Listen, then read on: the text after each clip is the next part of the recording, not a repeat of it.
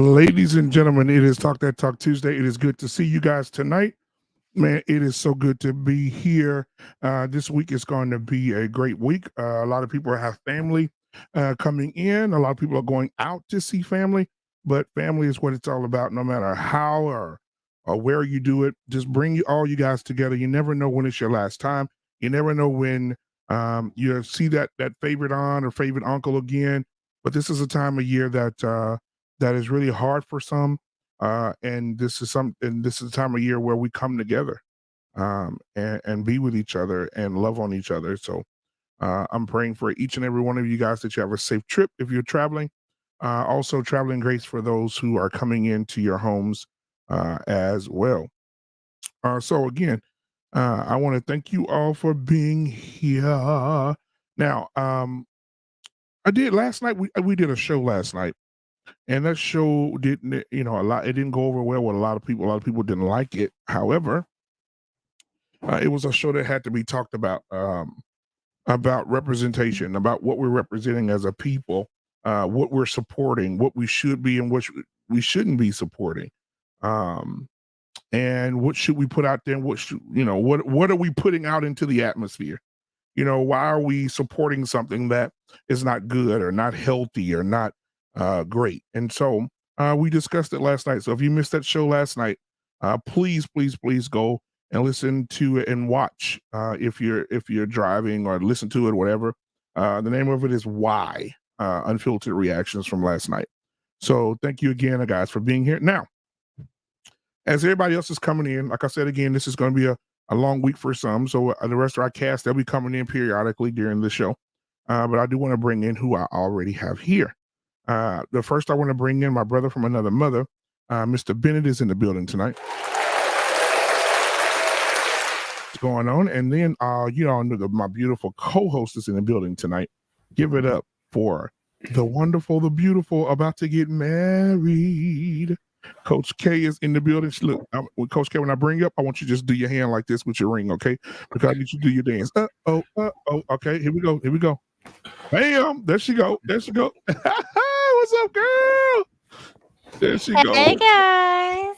What's going on? Nothing much. I was just pulling up last night's show.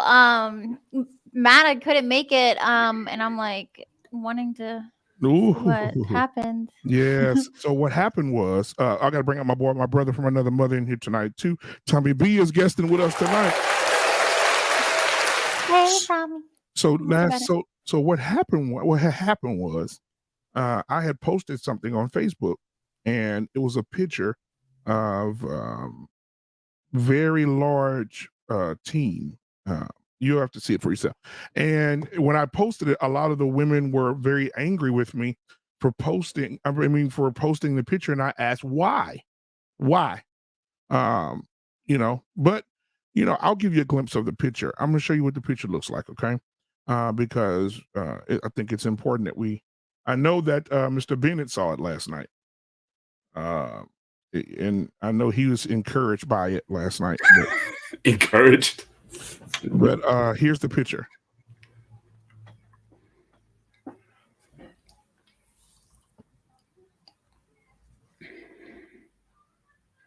Coach Kate, are you okay? Okay. Mm-hmm. One more time. And the caption of this picture was beautiful, sexy. What was it? Beautiful, sexy, disciplined women, or something to that effect. And they all got together and took this. And right after this, they all passed out from standing up too long. And people got mad at me when I brought this to the light yesterday. A lot of women on my Facebook page were very angry, and so Tommy B jumped in the comments, as well as JT from What We Know podcast. He got in there as well, and it turned into a tug of war because they were saying these women are beautiful, they're healthy, they're loving, they're caring, all this other stuff, and it went south. So what are your thoughts, Coach K? So initially, I understand that this is a primarily Black audience, so which is totally fine by me. Obviously, I know that I'm a white face. Like, let's just be real, right? So I'm not even. No one better make it about race when I comment on it because I know for sure there's a picture of white women like that too. All Yeah. right. So that's the way that I look at it first is, since you asked me my opinion, all of these women are humans. They all are, doesn't mean that they're bad people. Doesn't Right. mean that people don't love them. They don't have family members. I look at as they're valuable, they're worthy, they deserve respect, and as every human, I look at them the same. However, it's just not good. Yeah, it's just not good. It's just not good. Mr. Bennett, what are your thoughts at first glance? Well, when I saw it, I think that, and again, this is a relatively familiar picture. I went down to a family reunion over the summer, and I met, some cousins that I hadn't seen in decades, quite frankly. And, certainly obesity is definitely something that's there. It's a rampant thing. What I noticed about the picture was it looked like, to me, just from my observation, I think some of those ladies in the picture were actually mothers of some of the other girls in the picture. If you look at the first two on the left, they looked old enough to be, especially the one on the fourth woman from the left looks like she's the mother of the third one with the red on. The one in the rear, she could definitely be a mother, of one of them. So a lot of this looks like a lot of it is just the culture. A lot of it is, I wouldn't call it hereditary, but when you grow up in a culture where this is, if not embraced, but it's just the way people, carry themselves, it does propagate to the children. And certainly I can talk about, there's reasons. I mean, obviously the food structures that we eat today certainly are different from those from several years ago, but the obesity epidemic across the board, as certainly Coach K was saying, it's with everybody, with all Americans. It is becoming an epidemic in our society, and other societies as well. I mean, you could have took that same picture, go to Samoa or Tonga or something like that, but them, it seems like it's an embrace of the culture. Like no one's trying to diet or fast down to get down to weight in those cultures. So I think it's something just like in those cultures, it's just something that is just becoming more and more accepted. And it's certainly easier to congregate around those who embrace your lifestyle versus doing things outside the norm to fight against it. But I definitely think from the pictures there, that could be two plus generations of people, and this is just something that's being passed down and accepted. Right, and it's also obvious that these women are facing us with their left hands out, and as we were looking at that last night, we didn't see not one ring on anybody's hand. And now it'd be a huge coincidence if all of them forgot their rings, but there's not a wedding ring on any of their hands. None of them. So I don't think well, I can't speak again. Those same cousins I was talking about, they're all married too. So I can't. So I don't know if I can't necessarily correlate that with that, because all my cousins are married. They've been married for a long time. But definitely there definitely seems to be a cultural component to this that's being accepted in larger numbers.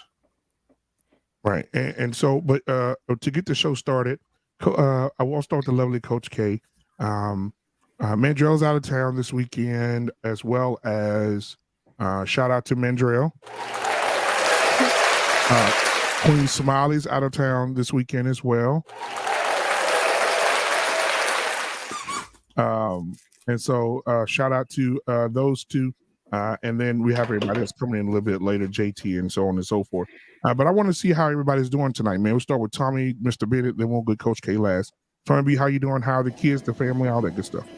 I'm chilling. I just got the big one now. She over there sitting on the couch. I just dropped the other two off. I'm chilling, man. Your microphone is buzzing real loud or something. Okay, hold on. Speaking of the kids, they asses and turn my dials on my damn mixer. Oh man, it's loud. Yeah, it's humming, boy. It's humming. Yeah, they did something over there. Well, we'll come back to you. We'll come back to you, bro. Mr. Bennett, how's the family? How's the wife? Do you have any people coming in for Thanksgiving, or are you going out, or how's it Now, working? we typically go out, but it's sort of a potluck. So my wife is known for her mac and cheese. I'm known for, and this is the only time I bake all year, I make the sweet potato pies. So I make those, and we go down to my in-laws, and that's been just our thing. We typically do Christmas, and her sister does Thanksgiving. So so the kids should be home tomorrow from school, and so it was just getting an opportunity just to hang out and just to decompress a little bit, and because I get I'm got the Friday off also, so we'll just have the long extended weekend, and just to relax and just take it all in. All right, Coach K. What about you, hon? What you got planned? Just it's funny because I was on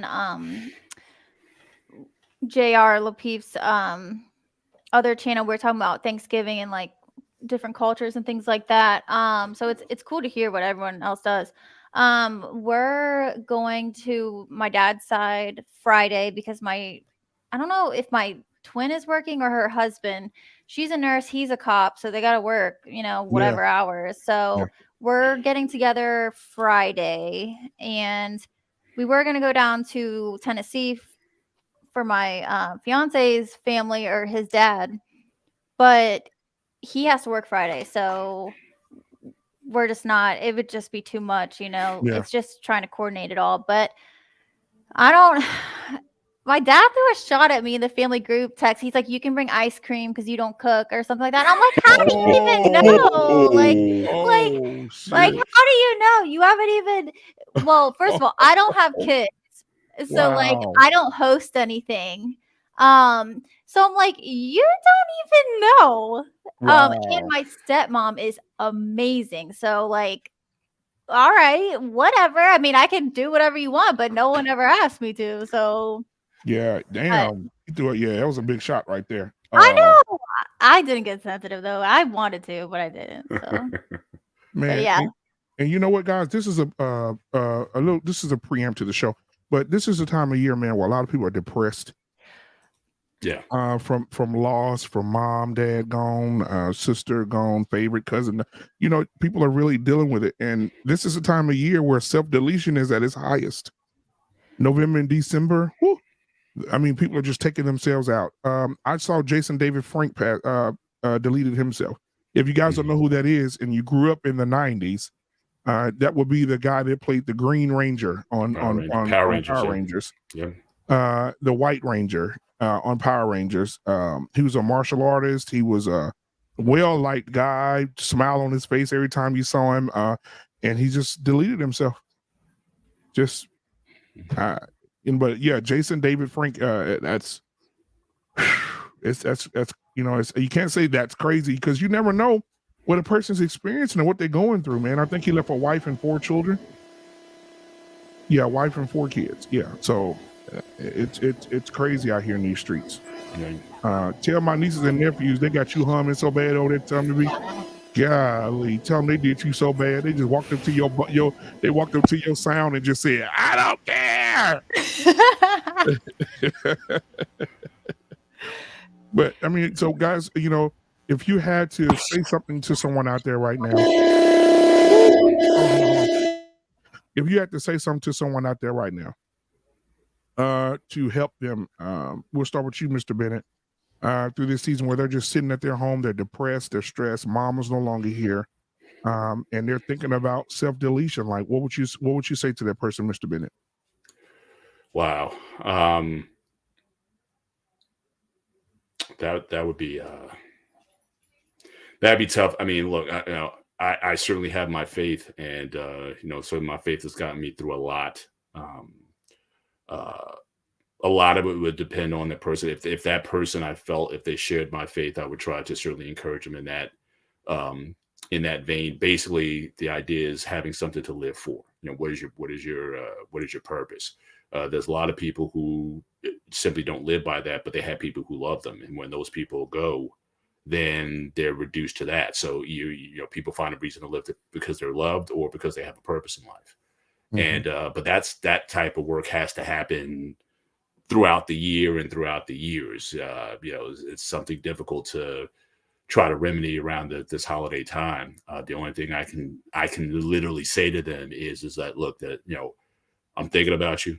I care for you. I love you. For us, is maybe it's not so much what you can say to them, but what we can do. If there's somebody, especially someone you might not have caught up to in a while, it's not like you haven't had a fight with anybody. But again, I mean, if you know people, I mean, all of us, I think we have large social groups and whatnot. There might be people out there that you just haven't kicked it to in a while.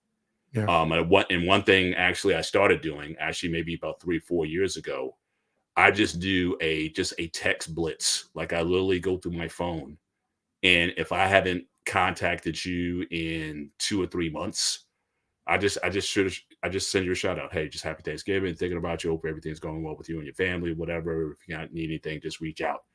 And I get a lot of replies back. I get a lot of, hey, you know, it's been a while. Hey, I haven't talked to you in, you know, months or whatever. But just to let people know that you're thinking about them and and be intentional about it. I mean, I think Thanksgiving, we always talk about the time to get with our loved ones, but that's almost the easy part.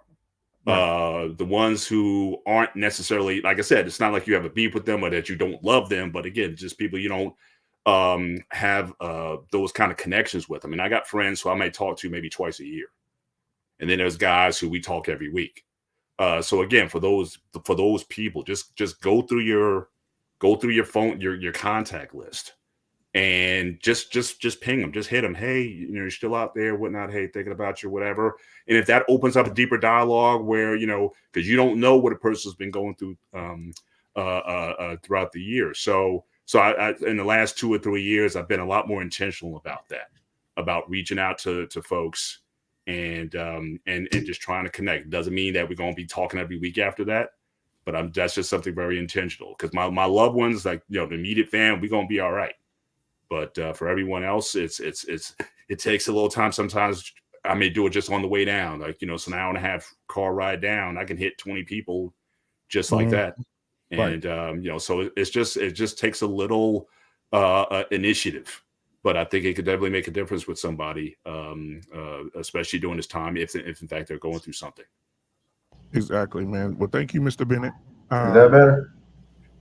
Yeah, you sound like you in the kitchen and everybody else in the living room. Say something else. Yeah. Now you sound, now all the squealing is gone completely. Now I guess you better with all the noise and the squealing, but you have to adjust your voice just a little bit as far as the Okay, I'm turning it up to see if it's better. Yeah, but you're good though. You're good, though. Oh, okay. Yeah. So JT is in the building tonight, and we also got Tez Defying here from the 5100 podcast. All right, man. Look at JT. All right, take JT. JT got his lady coming in and spoon feeding him some ice cream or whatever. Hey, you the man. Come on. Good, tastes good. You see that smile on his face? Yeah. She say, you know what? I'm gonna give you a spoonful of this ice cream because I'm gonna show everybody I got class. But later on, I want you to lay that head back because I'm gonna sit on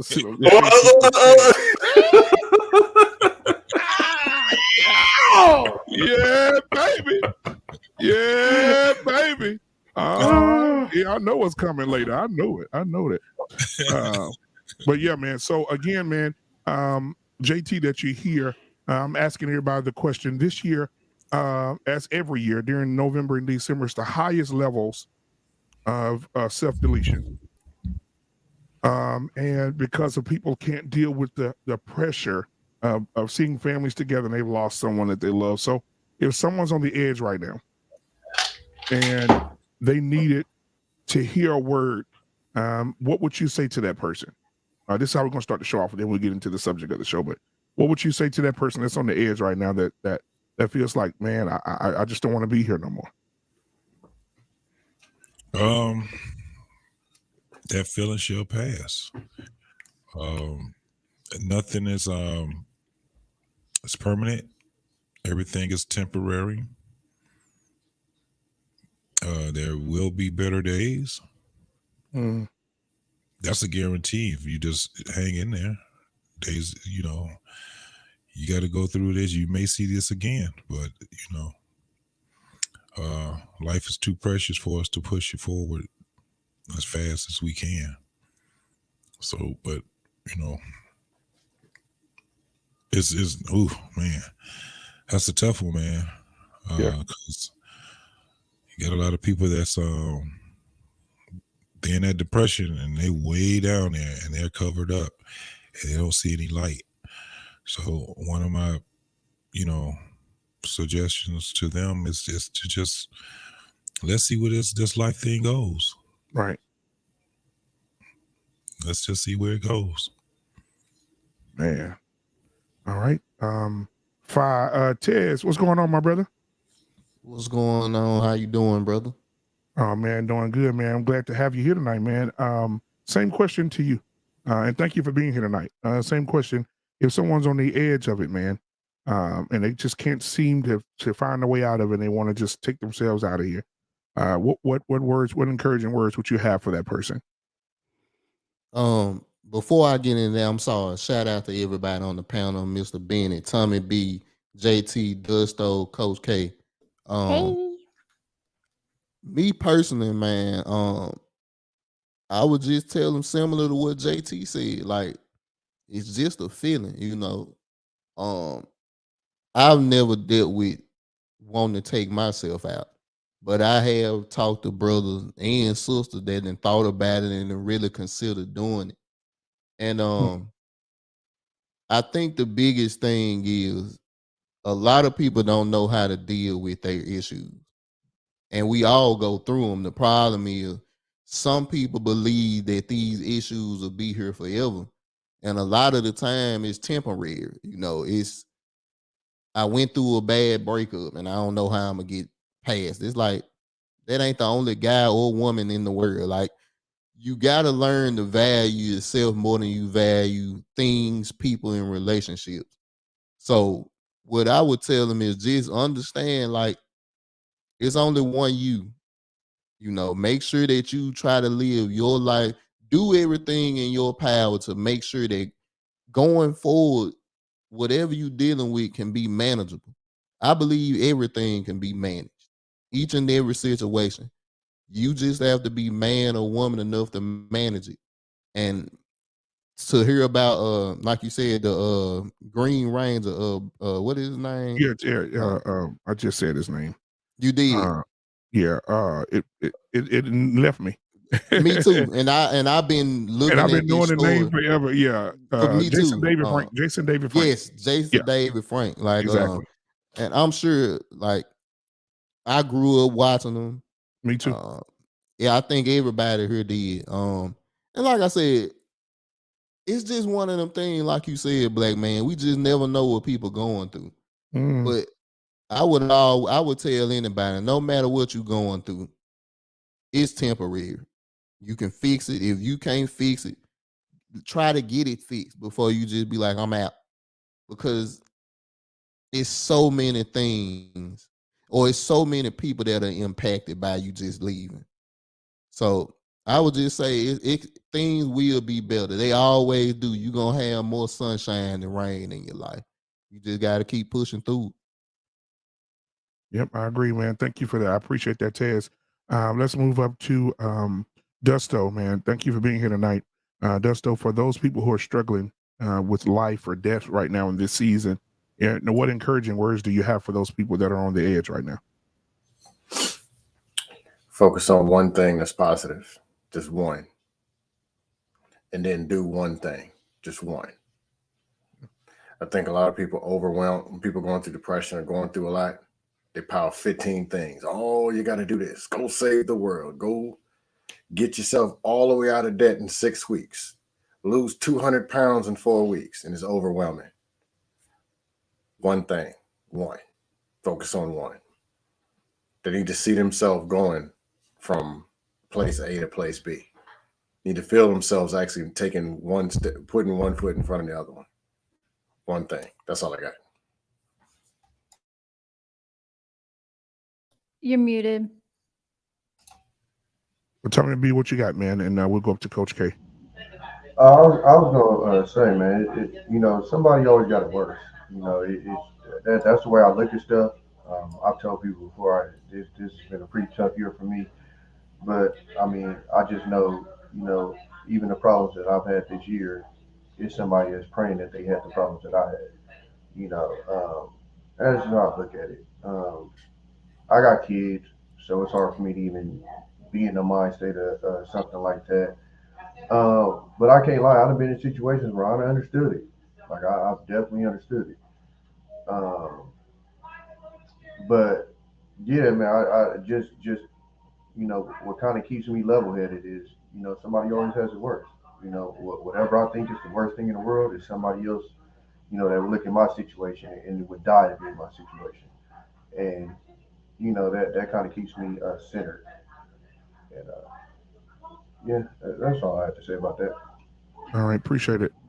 And Hank, I also sent you the link as well in your thing. I know you're running a little late tonight, but I still sent it to you. Now, guys, before you go, Coach K, I want to share something with you guys about one of the people that nobody would ever think that would delete himself, but he did. And I think personally, for me, looking back at this video that I'm about to share with you guys, he was telling everybody, but nobody was listening. Right? Everybody still say, "Oh, he's a great actor. Oh, he's just doing it to be, you know, funny or, you know, facetious." But I think he was really speaking to us about what he's experiencing. But I'm gonna share this because a lot of people probably hadn't seen this. So let me share it with you. 1 second. All right, let's see.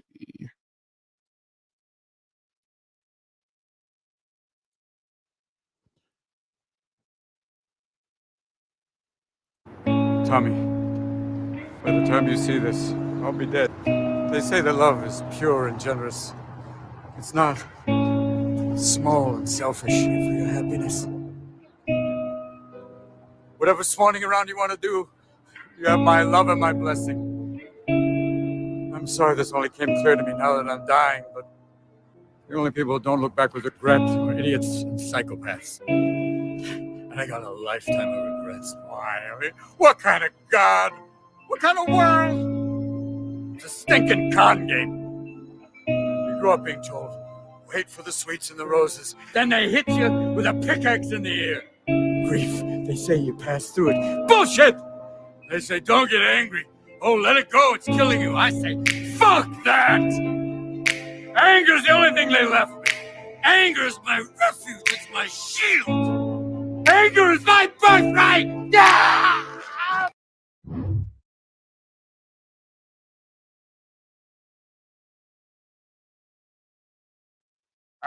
I had to look at the timeline of that video. And after he did that video, I think 8 weeks later, he was deleted. He was dead. Yeah. And people thought he just did it for a show. But 8 weeks after that, he was dead. That's, dude, if he wasn't just speaking out, just telling people, he said, by the time you see this, I will be dead. They have a documentary on him. I don't know if any of you guys seen it, but they talked about what he was going through. He had a lot of mental stuff going on, a lot. Yeah. So yeah, it's definitely sad. You know, that's one of the greats. He's from out this way. Yeah, that definitely was a tough one. Yeah, he suffered from ADHD, bipolar, schizophrenia.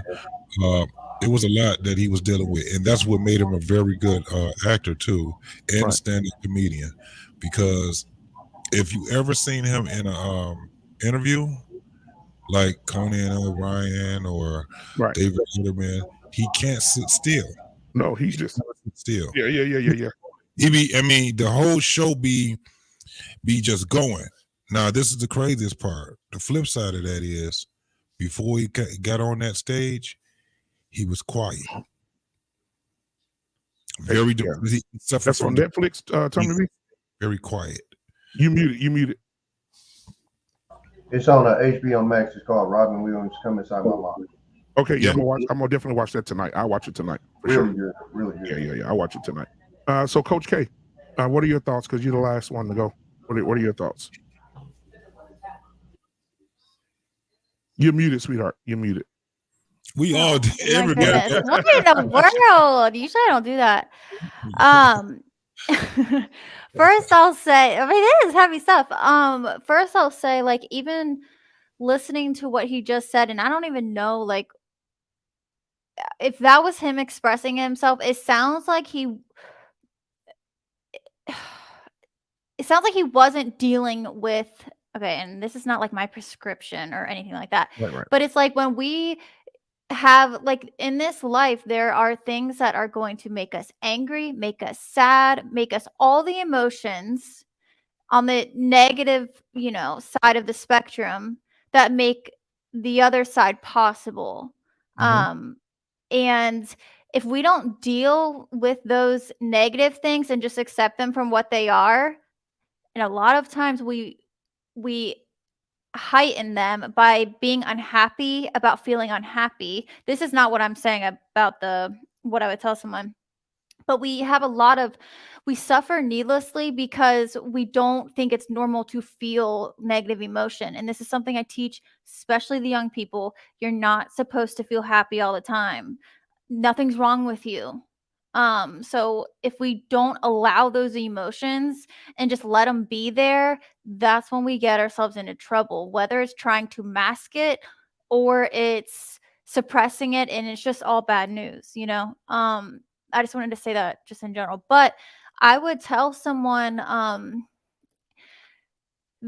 would first, like, recognize their pain, whatever it is they're going through, whether it's something that just happened, whether they're feeling alone during the holidays. Let's say they're not getting along with family, they don't have family around, whatever it is. I would just kind of like what I was saying before, like, I get it, I don't know what it feels like, but I can understand, Right. that you feel you're in pain and you feel like you're in a pit and you're stuck. But like some of you guys said, it's not gonna be like this forever. I actually have that on my shoulder, that this too shall pass, and it truly will.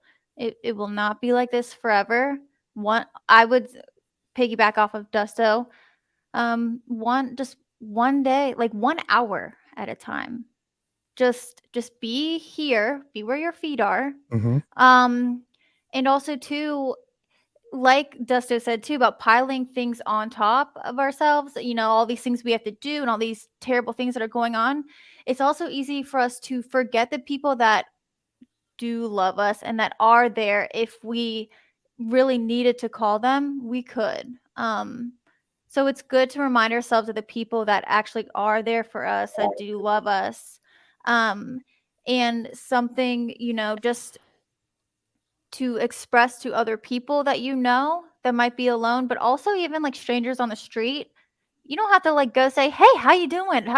You could still just give them a nod or, "What's up, man?" or whatever. And that's still, you don't know what they're going through. And that might just be enough of hope for them, to not lose faith in humanity or something, Yeah, because I saw a young man in the mall holding up a sign that said "free hugs," and some people would look at them and be like, "Eh," but he sat there for about a couple of hours. The first 30 minutes, nothing, and then after a while, people going in and out. People start just walking up to him, just randomly crying, breaking down on his shoulder. He just hugging people and just holding them, and they're just breaking down in his arms, like random, regular people, everyday people. And I think that was a good gesture. And Yeah. then they had another guy walking around the grocery store, and he'd just go up to random people and be like, "Hey, listen, I don't have enough money to buy my child diapers. Can you help me?" And the person be like, "Absolutely, I can help you. Here, what do you need? What do you need?" And they're looking in their pockets, they're getting their last of their money out, and they're like, "I can help you. How much do you need? I don't have much." And the guy would say, "You know what? Thank you." And he would say, "I just want to know that there are good people still out here, and you would have given me your last to help my child." And in return for you doing that, I want to give you $1,000. And he would just walk around randomly giving people $1,000 in the store. So I mean, Yeah. you know, I think that will uplift a lot of people too, as well. So, man, that's tough. That's deep, man. It just makes you really think, you know, how grateful we are to have people. How grateful I am to have my immediate family here, and then also that my extended family, which will be my brother JT, my brother Mandrell, Mr. Bennett, Dusto, my sister Coach K, Tommy B, you know, Tess. These people, these are not people that we just sit on here and just have conversations. These people I can actually call. Yeah. You know what I'm saying? Mr. Bennett, I got this going on. Hey man, what's your advice for this? And we could sit and have a conversation. So it's good to have family, extended family, brothers from another mother, sisters from another mister, to that you can call and have these conversations, because it will help you through.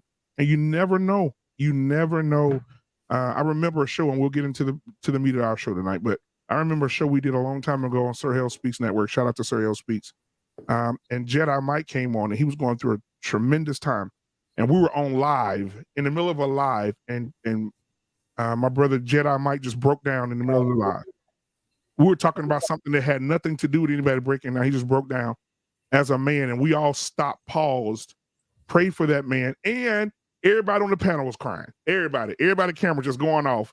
Mike's still hot. You just hear people in the background. I mean, it was just a moment for like 3 minutes, 4 minutes where Sir Hale was out of it. Like, I was in there with him. We were just trying to encourage him. And I mean, it was a moment, and to be there for him like that. So, you know, it's good people out here, man. Just surround yourself with good people. I will extend myself. I can't speak for everybody else, because I want to speak for everybody else, but I know these are great people. But if you're dealing with something, look me up on IG, Black Man Unfiltered. Inbox me. We can have a conversation. We can talk about whatever you want to talk about. I'll make your ass laugh for 2 hours. You know, if you want to email me, blackmanunfiltered@gmail.com. Email me. If you don't feel like talking, just email me, and I'll write back with you. I'll send you a email right back. I just want to be here for you guys during this season of so much depression and stress. So thank you guys for sharing that with us on today. So y'all see the title of the show today? This is an ongoing topic, that there are groups of women in the world that say they are equal to men. Not equal to men as far as when men say we build things, they say, no, we can do it too. We can lift heavy things. No, we can too. We can go to war. Yeah, okay, but we can too. Everything that you can do, we can do it. And in many cases, we can do it better. Right? So what are you guys' thoughts on the title of the show tonight? Are women really equal to men? We'll start with you, Tess.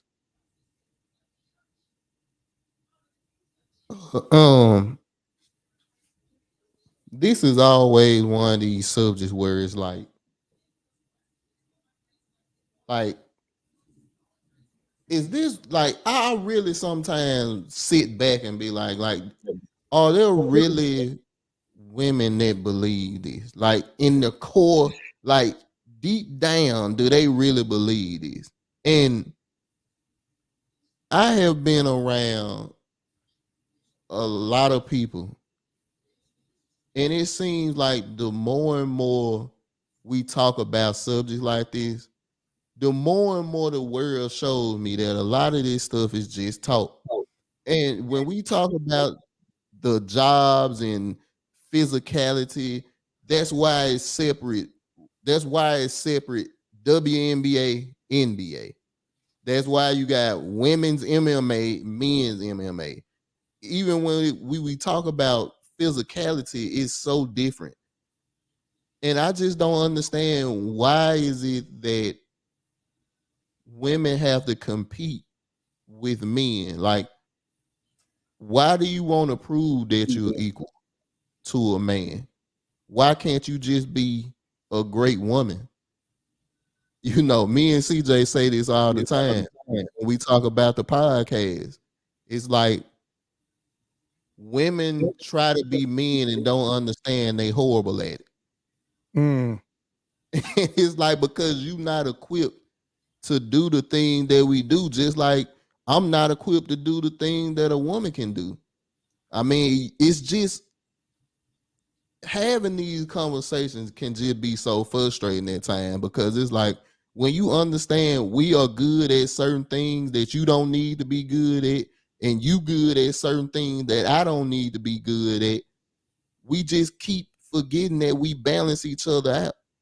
So when I see situations like this or hear conversations like this, it's just like, I don't understand it. Black man, I really don't. Like, I really don't know why.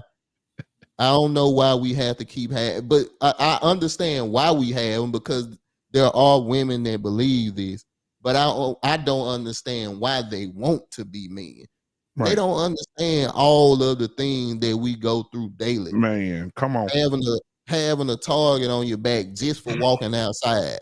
Come on. You know, being the strength of the wife and of your children, and having to do it without a thank you every day. Risking your life every single day just for being a man. Having to prove that you're a man to other men just so you can walk up and down the street, where a woman would get a pass just because she a woman. So I don't understand why they want to take their role on, but we do live in a world where, unfortunately, women want to prove that they can do it. I just don't understand why. Tommy B, what are your thoughts on the subject tonight, my brother?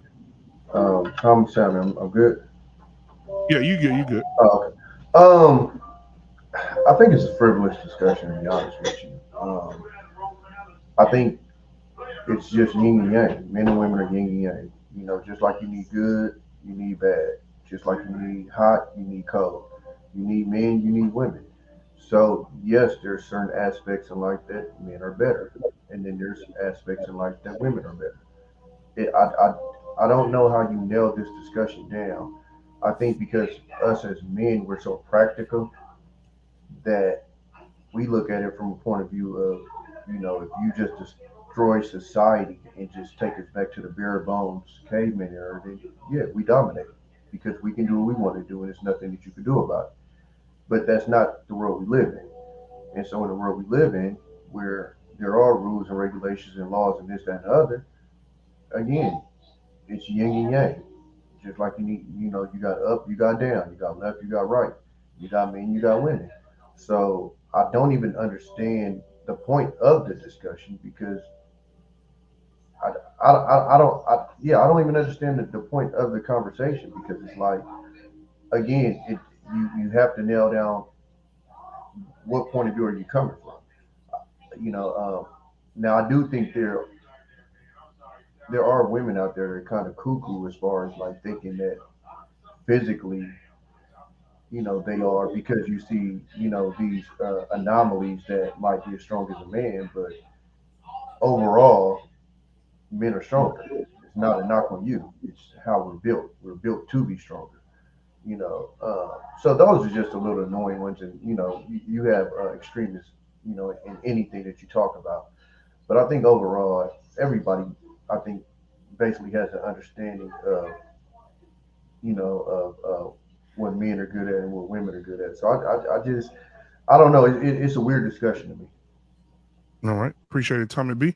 All right, now JT, what are your thoughts? Okay, to answer your question, women are not equal to men when it comes down to that. It's obvious. We already know this. I mean, if they were, like we just talked about this on somebody else's show, Black Man, they don't want that smoke. They don't. You don't want to be equal to a man. You don't. You can't be equal and have chivalry too. Either you're gonna be treated exactly like a man or not. Now, Tez the 5100 asks, why do we have these conversations about women competing with men? I can simply tell you, it's fun being a man. We dominate in everything. We're funnier, more athletic. We have, when we wear our clothes, a swag, the way that we dress, all of these different things. It's fun being a man. However, this all comes from us building ourselves, because the unfun part of it is when you're not athletic, when you're not smart, when you're, when you don't have, it's when you have these qualities in being a man. The only men that try to be women are men that are gay. They're gay. So they would try to outwomen women. Guess what they end up doing? Outwomen women. They can be better hoes than women. They can be better strippers than women. They can ride that pole because they're more athletic. If you let them get on the women's basketball team, they'll take all the scholarships. So if men ended up saying that we want to be in competition with women, we will eviscerate them in everything. That makes it not even, and it won't be fair. Now, there's a whole lot of things that women can do that men can't do, but it's the difference. Any heterosexual man don't want to do it. We don't. We don't care.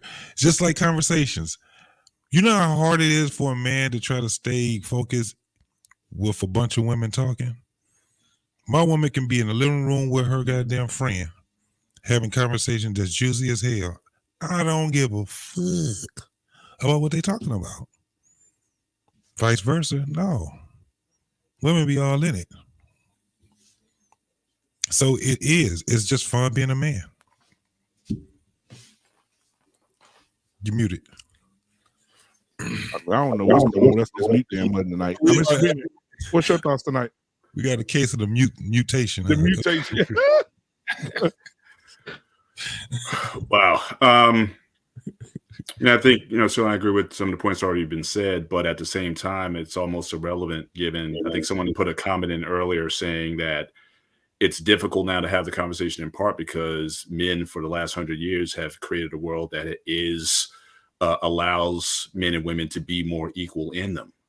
So again, you don't have to, right. So we have machines that can do things. All you need to do is just learn how to do the machine, and the machine kind of does it for you. So when you're operating in a society like that, is it even worth to have the conversation given that the playing fields have been in certain measures has been equalized? I just think about my work career. I'd say if I really think about it, 85, almost 90% of my supervisors, including my company's current CEO, is a woman. So that's what I've grown up in. It's almost like I'm used to being under the authority of a woman, and I don't spend my time complaining about that or saying there need to be men here or men would do it better or whatever. I could look at companies I've been at where men have run the company to the ground. They brought a woman in and turned it around. So, so I think, we need to come to I think a better understanding of how can we live in the current world we're in. We're not going back to the 1920s. And so, how can we come to an agreement? How can we come to an arrangement? How can we come to understanding that not equal doesn't mean lesser or more so? I think like Tommy V was saying, like a yin and a yang, we complement one another. And how can we still cohabitate? But I think the idea that messages, and when I saw the banner for tonight, I was just thinking about the movies. And I thought that's where you were kind of going with tonight. A lot of the conversation seems to be, well, women don't need men in order to run the world or to be warriors or to be what have you. And I think that's certainly going in the wrong direction. It's not to say that we haven't had women heroines in the past. I mean, I remember going back to the blaxploitation era. You had Get Christy Love, and you had Foxy Brown, you had Cleopatra Jones, and women going in there and kicking guys' butts and stuff like that. And I remember even growing up, my first crush, just to give the first crush I ever had was on Linda Carter as Wonder Woman back in '75. And I never complained at all about, oh, well, why is a woman beating up a man or whatever. It was just never a thing. But I think the current trend, at least what we've seen, certainly just even in the past year, just some of the films that have come out, is this message of almost like it's not being complimentary. It's about replacement. And I think that's where it's whether it's actual or perceived, that's where I think a lot of this conversation is going. And I think that's why we're looking to still have this conversation where if we're taken to the point where we don't need one another, I think that's just destructive for humanity. And I think we definitely need to So stupid. So I think we need to have a conversation. Bro. You see what he put, bro? The dude's stupid, bro. All right, so listen, let me come on. I want to welcome. I'm messed up. I want to welcome Illuminated Revelation to the show tonight. All right, good to see you, man. Hey, since you came in, we'll go ahead and go to you. What do you think about the title of the show tonight? When we say, women are saying mostly, and I'm gonna get into some facts and numbers here in a minute, but they are equal to men. What are your thoughts on that, Illuminated Revelation? I know where you're gonna go with it, but I'm gonna go ahead and let you dance that dance. Go ahead. Shout out to the panel. What's up, Tommy, JT, Mr. Bennett, Dusto, Coach K, Fry 100. When I saw the title of the show, first thing I thought about was the biblical reference. When God created man and woman, he created them both equal in his eyes. But what I think the misunderstanding and the misconception is there's different roles when it comes to men and women. I'm not saying women can't lead, but it goes back to you're not supposed to usurp the authority of the man. So when women hear that, they get offended right away and they get triggered. There's something about submission. They don't like that word. So for me, I've seen women do great things as far as in leadership and things like that. But what sometimes I think the misunderstanding is because they're in that leadership role in the corporate world, they think that their leadership role is overall. So then they feel as though that they can lead a man. And that's where we run into a lot of problems, because you still have the masculine male that says, I love you, I like what you're doing. But most men do not like to submit to women leadership. Some of them have a problem with it. So, but when you begin to, get pushed to the forefront with all the movies that's coming out, it's just Woman King. The title right there, I didn't even go see it, but just the title right there is off. Woman Queen, yes, you can't be a king. See, so now when you say usurp the authority, now you're starting to take on male attributes, male titles, male's positions, and you're just going to get yourself in a whole lot of problems. Then you take that leadership role into the house, then you're going to really have a whole lot of problems, And what I hear on these panels, when I listen in, it's always about, she makes six figures or she's making a whole lot of money. So now we're talking about stay-at-home dads, because she's making more money. My God. Sorry, black man. No, you preaching, brother. You have your way. Have your way. That doesn't work with me. Most people feel as though that's okay, but I can't do it, brother. I'm gonna tell you right now, I ain't the one. I can't.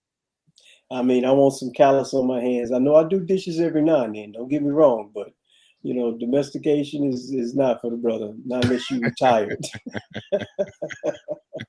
That's my thoughts on that. So, all right, appreciate it, brother. Let's get Dusto in here real quick. Dusto, what are your thoughts? Women equal to men. I don't have them conversations anymore. But I see when men actually sit and entertain and argue back and forth in that conversation, it's almost like competing with a woman. Just like if you're in 12th grade playing varsity football and 3 4th graders tell you they're faster and stronger than you, are you going to really put on that little uniform and go out there on their field and compete with them? And some of the men actually so dusty that they'll compete and lose. Like they're really that dusty. It's pretty bad. But things are what they are. We know what they are. I mean, let's just be real. It's a useless back and forth. Like going back, well, men this. I mean, like honestly, some of these panels, all the men ain't providing. All submission, all 6-figure income, all high value man, all the men ain't on their purpose. And going back and forth in competition, the men ain't this, the woman ain't this, the we ain't that. It's supposed to be a better conversation. That's actually why I like coming on some of these panels.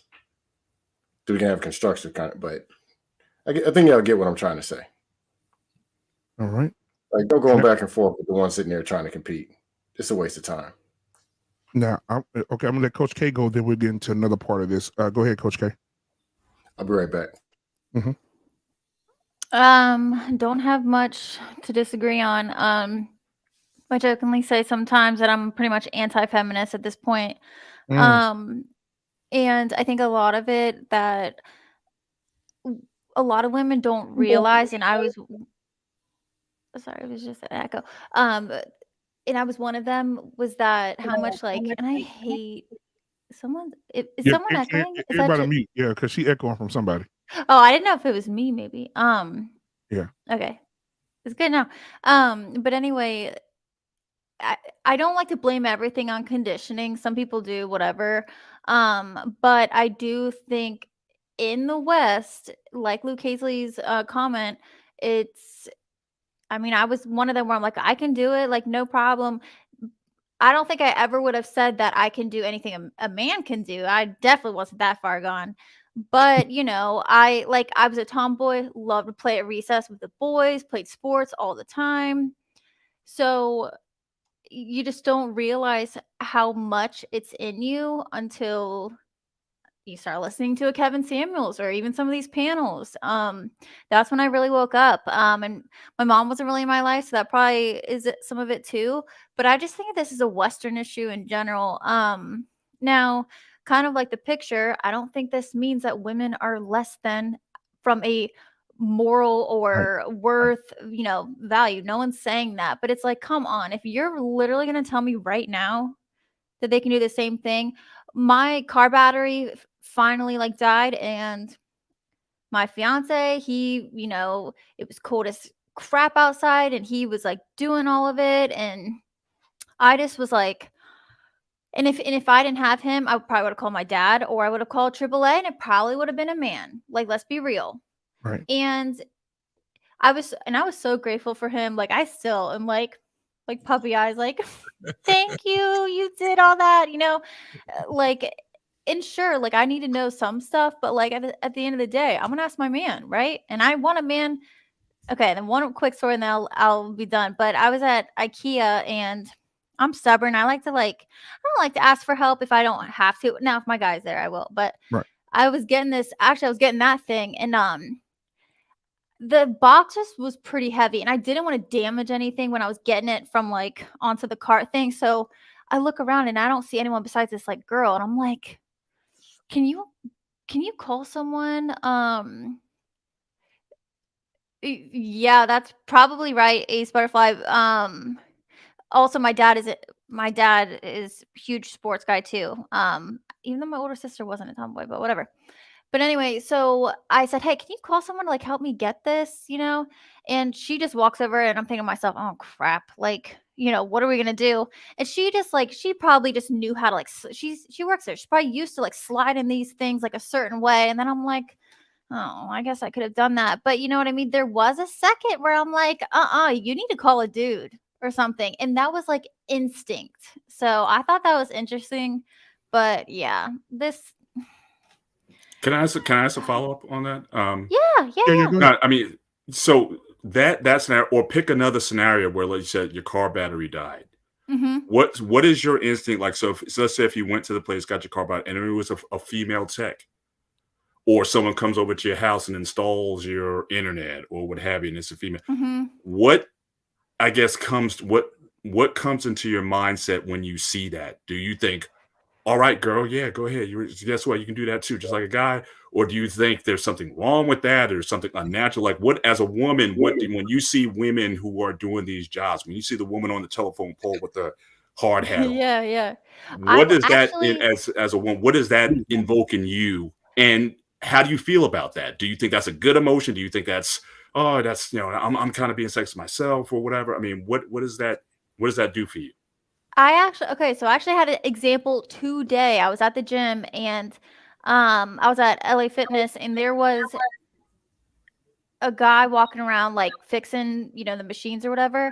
But there was Yeah, sorry, everybody mute up when she talk because it's an echo. Yeah. But there was a guy walking around and there was a female with him. Because she had like a drill, she had like a clipboard, like you could tell, like, you know, because she kept walking back and forth. And I honestly just looked at her and I was like, she must be, you know, she must be good. Like that's literally what I thought. And then I just put my head down because I mean, I'm pretty aware of stuff and I try to like manage my thoughts, but I have judgments when it's, and I'll be honest, when I hear females on panels or just in the media, like STEM, it's like if they're interested, let them do it. I don't think we should, you know, tell women you can go for this, but I think we need to be honest about it. I don't know. I want someone to pick. At the end of the day, if I'm getting heart surgery, I want the best person on the job. That's it. You know what I mean? But when it comes to more like masculine roles, like a plumber, like a mechanic, whatever. Well, actually, technically a mechanic, I guess, whatever. But a firefighter, I honestly want a man. Let's be real. And to be honest with you, women don't want to do the shit. If you look at the numbers, they flat out don't want to do it. I could never be a plumber. Never. My biggest thing with what Ted said is, I think it was Ted said it, but it's not that they want to be men. They want the benefits of the good parts of being a man, but they don't want no parts of the bad parts of being a man. They don't want no parts of that shit. They don't want to date the threat of violence. They don't want to touch that shit. You know what I'm saying? That, like you said, the chivalry. They want to keep that. You know, and all that. So all the stuff that, I mean, it's. I'm starting. You know, instead of calling them feminists, I call them women supremacists because they're not looking for equality. They're looking for supremacy. Hey Tommy, I wanted to jump in here too, and I'm gonna try my best to watch my words when it comes to this. So, Black Man, I'm letting you know ahead of time. Go ahead, have your way, Doc. Go ahead. Can you address this after? Yeah. Okay, go ahead. Tommy, and I'm sure you know some. I know a couple. I'm sure a few of everybody on the panel might know. Females that dress like men. I don't know if I can. Yeah, I don't know if I can say what we call them down here. Yeah, we call them bulldaggers. No, we call them something. It rhymes with mics. It rhymes with mics. I played softball growing up. My whole so I already know what you're talking about. Yeah, we can't say that. We can't say that. We can say bulldaggers. Okay, cool. Okay. It's only one dice. That's what you call it. Yeah. So I'm bringing that up because when you look at the dynamics of women that dress like men and try to act like men, you always see the difference when you have a conversation with them. Because we could be talking about some real pimping and she could be in the game and understand it, but it's always a difference when we really get down to it, because it's something that men are born with that can't be taught, can't be passed along. Like that's something that women don't have. So when I see women that pretend to be men and dress like men, I automatically look down on them because it's like Tommy said, or said that I said, you want the benefits with getting with the girls and, you know, having that player, but you don't want what come with that, which is being a dog, which is being talked about crazy, because that's just part of the game that I say it like this: men born with the dog in them type of women have to develop it. Right. Like we have to tell ourselves to stop doing stuff. They try to teach themselves how to do what we trying to stop. So I ain't want to go off into a tangent there, black man. It's just, I know all of us done been around them and seen them, and some of them be cool as hell. It's just, go ahead, JT. No, but Tez, you on point with it, man, because I don't know if it was on yours, black man, but we were talking about being a man. We all have different types of super strength. It's like being a superhero. Yeah. And you got superpowers, and you can use those superpowers for evil. Just like what Tommy was talking about. No, what Tez was just talking about. We have to make ourselves visible to women when we trying to attract women. So we have to figure out how to do that. So it's kind of like when you develop it, it's like a newfound superhero strength. It's like you got some, you know what I'm saying? And then you start using it for good for a minute, and next thing you know, you start using it for evil. Once you start getting the hang of shit, you're like, damn. So, and then we have to start maturing and start getting back control of our superpowers. But there's very few of us that can actually use it in an abundance, right? The majority of us, we eventually have our little time, and then we get back to, basics, get a family, get married, do all these different things. The other ones, it takes a while. Sometimes, man, it takes about 45 years before we can get that superpower. At 22, unless you know. Well, I think it's that way for a reason, because I've always said, bro, if I knew what I knew now at like 20, I'd have been a dangerous motherfucker, dog. I would. Big facts. Like, but I think Patrice O'Neal explained what you were trying to say perfectly. He said the reason why men are better than women is because they don't have to, it's stuff that they don't have to do that we have to do. They just have to exist. For us to survive, and get a woman, we have to be witty, we have to be smart, we have to be able to hold a conversation, we have to be funny. Like, these are all things that we have to do in some way, shape, or form if you want to be active in getting a woman. Whereas with a woman, you can just exist. Like, you're gonna get penis, period. It's gonna come to you. But as a man, if you want to attract a woman, I gotta know how to dress in some form, shape, or fashion, depending on where you're from, and everybody got their different things. But you have to be witty, you have to be, have a sense of humor, you have to be able to hold a conversation.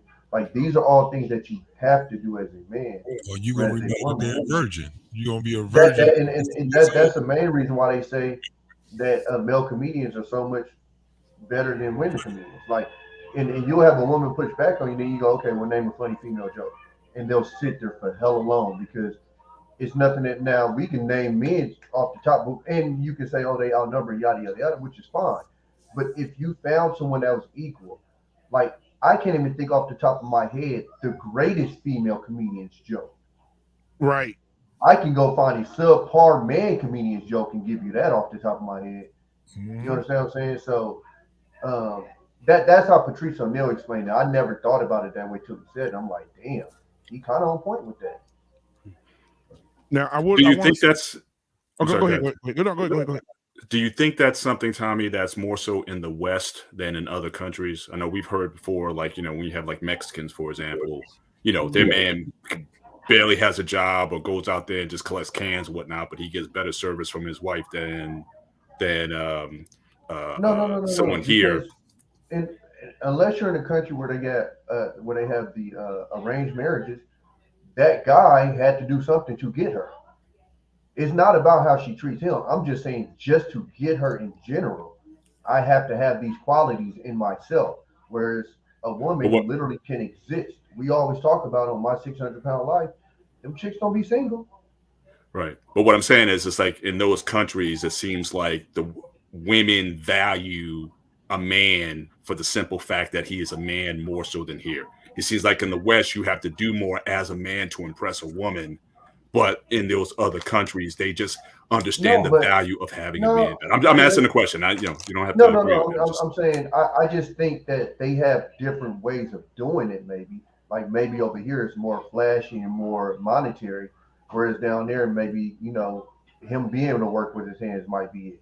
More than up here is because I can't even go there with it because even out here like we talk about they said my mic still sound far. We talk about I don't even want to say them dumbass names, but we talk about them who get all of these women, and they don't necessarily have those qualities that you're talking about. Uh, so again, I just think even in those countries, you still have to have a personality. You still have to kind of be like those are stuff that generally attract women. It's like we don't have a real list of stuff that women have to have outside of being attractive, which is what God gives you. Outside of that, in attractiveness is subjective. So you only really even have to be that because a woman that I think is hideous is gorgeous to somebody else.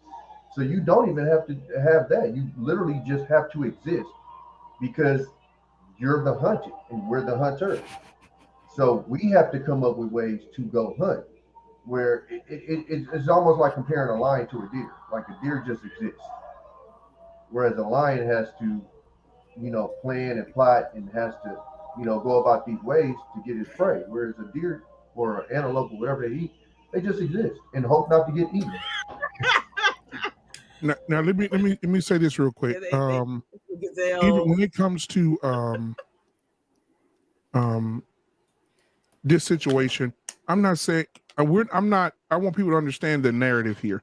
The narrative is not to say that women shouldn't have equal pay. They should, right? If I'm a coach, if I'm a life coach, and Coach K is a life coach, and she's great at what she does, and I'm great at what I do, and I'm making 150,000. She needs to be making $150,000 too. It shouldn't be that only because she's a female she can't make that kind of money. I'm not saying that. I'm saying that there are groups of women right now that we have to, and this is the thing. We have to pay attention to our surroundings and what's starting to taint the water. My grandmother always said it only takes a cap full of bleach to change the taste of water, to change the taste of a gallon of water. And what she means by that is that it only takes a few people to start this trend before it gets out of hand. And there are women out here right now that are challenging men to boxing matches, challenging men in football, challenging men in MMA, saying that they're greater. There are women that are saying that women have been held back for so long, so their bodies weren't able to develop to be football players and basketball players. Some WNBA players say they should be playing in the NBA because it's not fair that they have separation. Women and men should be in the NBA. It should be one NBA, and all women and men should be mixed together, right? There's this young lady. Her name is Tony Harris. I don't even know if y'all know her. She just made history. She's the first female to get a football scholarship to a college. She plays free safety, and this is what she said. She said, "Free safety has already been over." She's as a free safety, I have already overcome doubters. She said, "I overcame cancer and family trauma." She said, "Playing against men won't faze me at all." That is her quote. So she's playing a defensive back. She's ready to running back get loose. She's on the man's team, right? Huh? She's on the man's team, right? Yeah. She's the first female in history to get a 4-year football scholarship to a college as a defensive back. It's nothing to brag about. Nothing. Because what's going to happen is that 200-pound, 225-pound running back going to come to that hole and he going to drop that shoulder on her ass. Good night, Charlie. No. And is everyone going to feel good and fuzzy inside? Why not? If she's signing up for it, then she's Why not? signing up for it. Like, Why not? Well, no. This has always been my argument, Mr. Bennett. Is it's funny how they get mad when a man transitions and then goes to a women's sports and that's not fair, but they can come intervene in ours. if they can play, or if it's been deemed that they can play and they can demonstrate that on the field, then I say why not? If she does get knocked, absolutely, and I have no problem with that. That's my point. I'm saying if you want to put her in the field of play and she gets taken out, then experiment. No, absolutely. But what I'm saying is a lot of the people that support this stuff, when it goes the opposite way, then it's not fair. Yeah. I agree. It's definitely I don't think it's definitely they come play our shit. This is the thing. This is one thing we never have to worry about when it comes down to stuff like this. First and foremost, y'all know what they do when they on these college teams and on the NFL. You know, when you got that safety and that running back, right? They be in that competition. She won't be. I swear to God, she ain't gonna be able to compete with these dudes. We got dudes that ain't even in college yet. We got guys that are in the 10th grade that do that when they be doing that competition. She gonna get burnt every time. Even like JT, so be it. Like they're celebrating a woman jumping off of one leg and barely dunking it in the rim. And you got dudes in 10th grade doing 360s. I've yet to see a woman do anything impressive as far as a dunk ever. And it's an outlier, right? And keep in mind, Tony Harris also is a special teams expert, is what she says. So she'll be returning kicks as well. Listen, if it were me, that's dangerous. Let me tell you something. If it were me, and I'm just saying this, I don't care who get mad. If it was me, I'm gonna teach your ass how not to be in my league. That's it. Because as soon as you come down that field carrying that ball, you're already a target, because the men gonna try to prove to you shouldn't be here. You come down running that ball, I'm going to lay all 285, 295 pounds on your ass, and we're gonna get you up out of there. But that's called natural selection. So right. That is exactly. I have no problem. That's what I'm saying. I don't have a problem with it. No. That's what natural selection is. You know, the strongest survive. Now, hey, black man, how you gonna feel if you get stiff arm? If you the dude that gets stiff arm or get your ankles broke? by her, I retire. Hold on. I will retire. After big fella trying to retire. You say that on Thursday, and she hit a spin move, and you tear your groin. I retire. Yeah, I retire. She put you on skates. What you gonna do? That's tough. Walmart retire. No, you got to camera up on YouTube the next day. Hey, all I know is after that first hit, she probably won't be able to have no babies. Yeah, hey, dude. And to be real, y'all, all jokes aside, she could actually be deleted doing this. Yeah. If she take the right hit, like some of these dudes, big 200-pound dudes are doing hit. The men could. Yeah, that's what I'm saying. Is everyone gonna feel warm and fuzzy inside now when this happens? Like, yeah, I won't feel bad if it happens. No, I won't. Oh, I know. No, because again, it's. Oh, go ahead.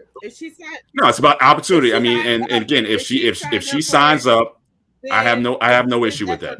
None whatsoever. If you want to sign up to be a Navy SEAL, and if you go through SEAL training with no change in the standard, keep the standards the same.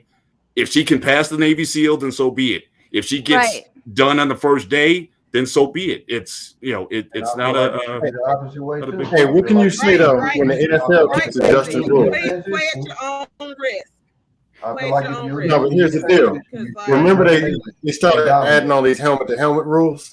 Then you can't hit the quarterback. Then you can't tackle them because of the Aaron Rodgers rule. You can't put your body with. So at this point, why not have female in there playing safety? They're gonna keep changing the rules. My dude from USC got smoked. She can throw it 70 yards. But guess what, though? Guess what, though? USC got smoked on Saturday. Yeah, there's a girl in Hawaii right now that got a damn arm like damn Drew Brees when he was in his 20s. Can chunk that motherfucker 40, 45 yards, fix 60 yards on the knees. And my thing is this. Baby, you can do all this. She got the motion, she got the footwork, she got the vision of the field. Defenders coming at her, she finding a way to get the ball to the receivers. Y'all got to see her. She's amazing. But you put her in the game with a linebacker like Ray Lewis. You put her in the game with somebody like that. Can you imagine Ray running up on this girl right here, Tony Harris, and popping her ass on a kickoff return? She's gone. Get the scratcher. She's out of there. Yep. No, but hey, black man, I'm a solid 190. Important part. What happened? I don't want to take them hits. You don't know. So what, Tommy? What happened if she pop up pregnant and don't know? Ooh, it's probably Ray Lewis' baby. Night. That baby gone.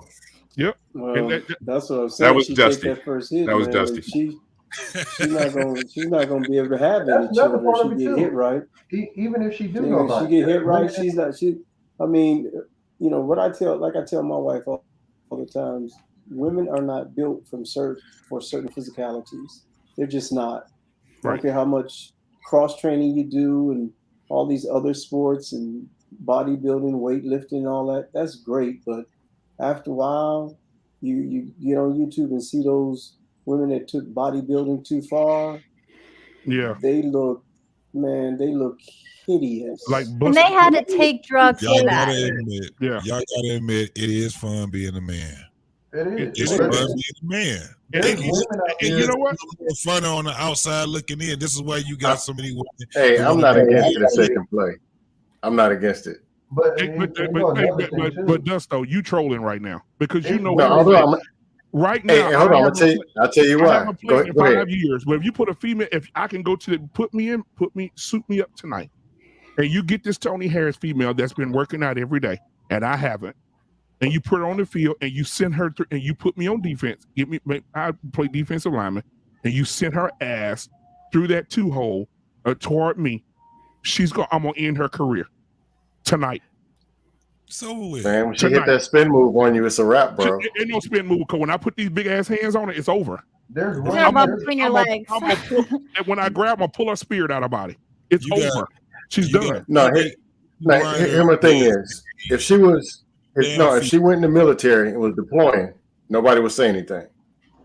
Just like people talk about, they don't want to put the kids in football. Oh, they're gonna get hurt. Oh, my baby.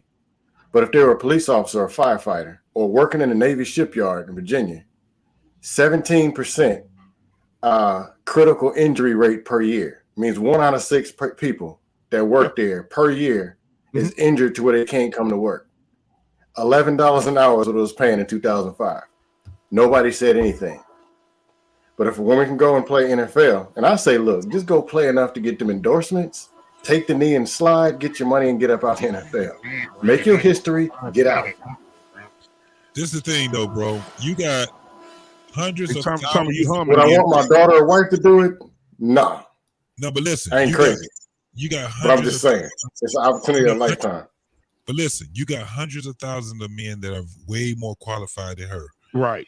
For them to overlook all of those men and go get her, that's like going to get some mediocre motherfucking dude that they passed all these other qualified guys up. JT, you gonna go get that mediocre motherfucker. JT, this is a business, bro. He was going to goddamn NFL or NBA. People want what's popping. JT, well, and guess what happens? JT, that jersey don't sell. And if she's fast enough and actually qualified, get them dudes out. And then listen, my thing is this: when you dealing with a woman, the jersey's gonna sell. But when you when you're dealing with a woman, just like this Tony Harris, she's a very attractive young lady. Why WNBA jerseys don't sell? Right, exactly. Come No, on, I'm asking you. you Since know they what? gonna sell, why they don't sell? Exactly. Because you got a damn near 7 feet damn woman, Brittany Griner, that can't dunk Like you shit. about to tell me some broad that's She probably can't gonna dunk a be donut. 51, the 51st person on the bench. You tell me that jersey gonna sell? Get the fuck out of here! No, it's not. Right. It sounds good, but they can't even sell Go to women's shit. You WNBA. telling me them interviews and that story ain't gonna sell? Go into No. WNFL. And to be honest with you, Black The Man, I difference honestly don't think she's the. I thought the first one was a linebacker. The I know they've had kickers too. The So she might difference be the first is non-kicker. you have a group of women against each other versus one woman being on team with men. Okay. That's the popper. You know what I'm saying? That's what's man in the NFL, the first active gay man in the NFL. They have a huge community. His jersey ain't do shit. She can have her own locker room. He didn't make the NFL. It's a gay He never made it. Carl. You talking about Michael Sam? Carl. What's his name? Carl Nassib. Oh, Carl Nassib.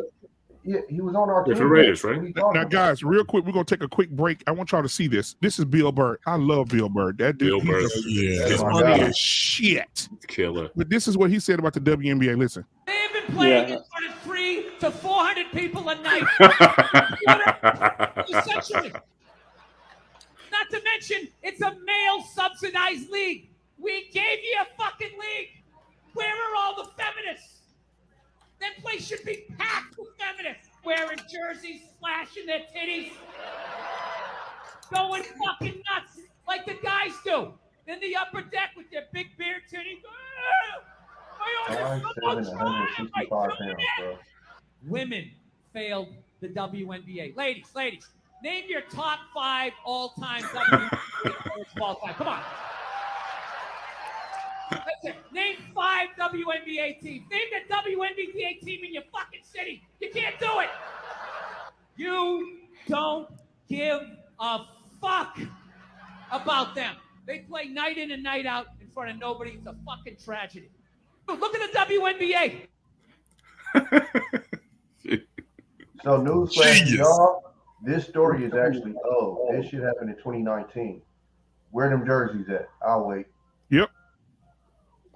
Oh, okay. Exactly. Exactly. What they doing is equality is superior. You said it, Tommy. Yeah. They want to be superior. They do not want to be They don't want to be equal. Well, here's another thing too. They didn't put a college jersey out in the market to sell. They're rewriting history. I don't know. You said it was a business, nigga. Why wouldn't they? Hey, hold on, Justo. Let me eliminate revelation. Let me ask Justo a question. Justo, there's a question right here. Army Vet has a question for you. Army Vet says, who won the championship for the WNBA in the last 3 years? Oh, WNBA won. Vegas won last year only because of the Raiders. The only reason why I know Vegas won this year is because they connected with the Raiders. Yep. But I couldn't name a person on their team. I couldn't name the MVP of the WNBA, Rookie of the Year, none of that shit. And you know what? I love Clarissa Shields. And Clarissa hold on. And the women on our panel can't either. Right. And guess what? I don't watch sports, man. I love Clarissa Shields. I think she beating the shit. Ali wasn't that good. I think Clarissa What's a Shields. softball? Ali wasn't that good. I think Clarissa Shields would beat. She would whooping everybody's ass. She's even making boxing sexy now. What's the other girl? That's another girl. Oh my god! Baumgartner. Yeah, Baumgartner. So what happened is the one. Clarissa said, yeah, but she wasn't that good a fighter though. She wasn't. Yeah. I wasn't caring about her fighting. Yeah, she was fine. Yeah, she was fine. So Clarissa said that she's beating all the girls up, and I think she said it in a moment of excitement because she was like, "I done whooped all the women. They can't beat me. I'm the GOAT. I might as well start fighting the men. Line them up." Let's start lining the men up. Clarissa, you're gonna get your feelings hurt. Somebody gonna knock your ass out. And she's at 160. Let her get her feelings hurt. I think Serena. I think people when people get tired and bored, they want to have a challenge. Yeah, but baby, don't challenge us. Don't challenge us. It's not even a conversation. Don't challenge me. I will beat your ass. But beautiful. Then do it.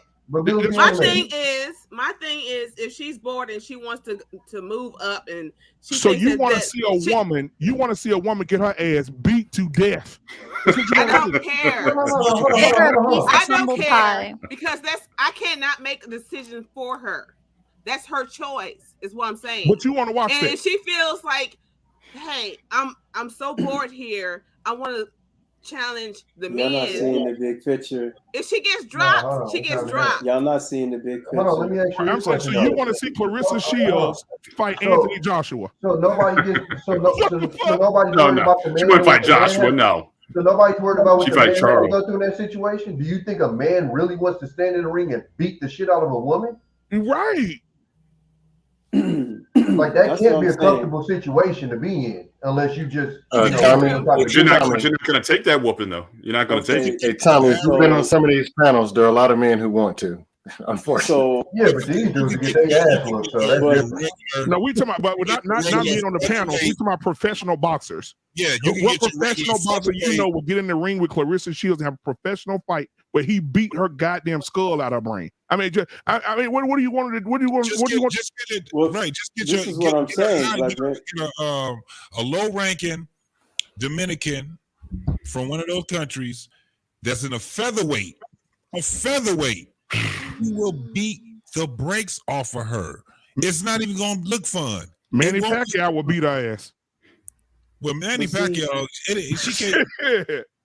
He ain't going. I mean, she can't even touch him. But see, that's the thing though. Look at what we're allowing. We're allowing the rewriting of history.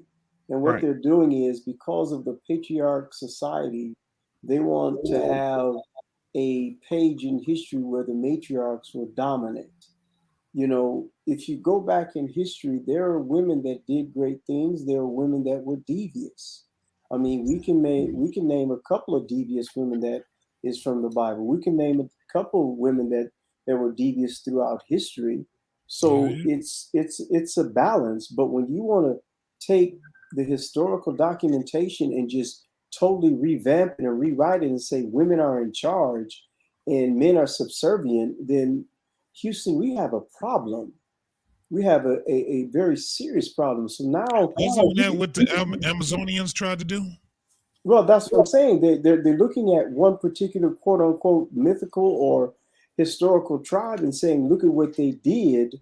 But that's just one, paragraph in history. Most of the things that were done and built were done by the patriarchs, period. Yes.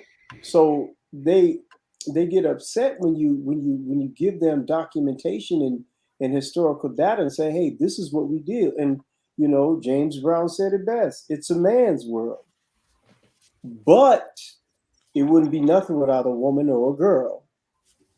See? So when you look at it from that standpoint, we need each other, but you're not going to take just a whole century and just make women the dominant force and men just sit back and do anything. That's not going to happen. You can forget that. They're doing it now. So that's a war. The only thing you're doing is inciting a war. War. That's it. Yeah. And one more thing I'll say is that they're doing that day by day. Right. There's a radio host, and that radio host was on there talking about the same thing that we're talking about now.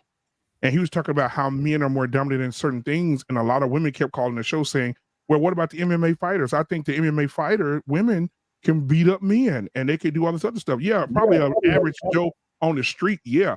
But when you're talking about, but these women kept calling in and saying, hey, listen, how about you have something where we can show you the strength of women? So he said, okay, cool. So they had a boxing ring put up. He said, listen, the woman that can get in the ring and give me a fight and go toe to toe with me, I'll give you season tickets to your favorite NFL team. They showed up. He knocked 17 of their asses out. Women got in the ring. They're swinging all wild. Wait a minute. That's what you're talking about. Let them do it. Yeah, they were sliding them under the bottom rope. If they sign up for it, let them do it. Let them eat cake. Let them eat cake. That's what. But listen, the same thing. But guess what, though? The same thing goes to women in the household with their men. We're talking about in the boxing ring, but what about women in the house with their men that say, fuck you, I'll beat your ass, and you coming up and you putting your hand in your man's face or you spitting in his face? You're asking for the same thing. And sport are two different things. No. So again, say it again. I said disrespect and sport are two different things. Yeah, but I'm saying it translates to that. It is a sport. No, there are women out there that say they will challenge a man to a boxing match. I'll beat your ass. Step outside. Let's get it.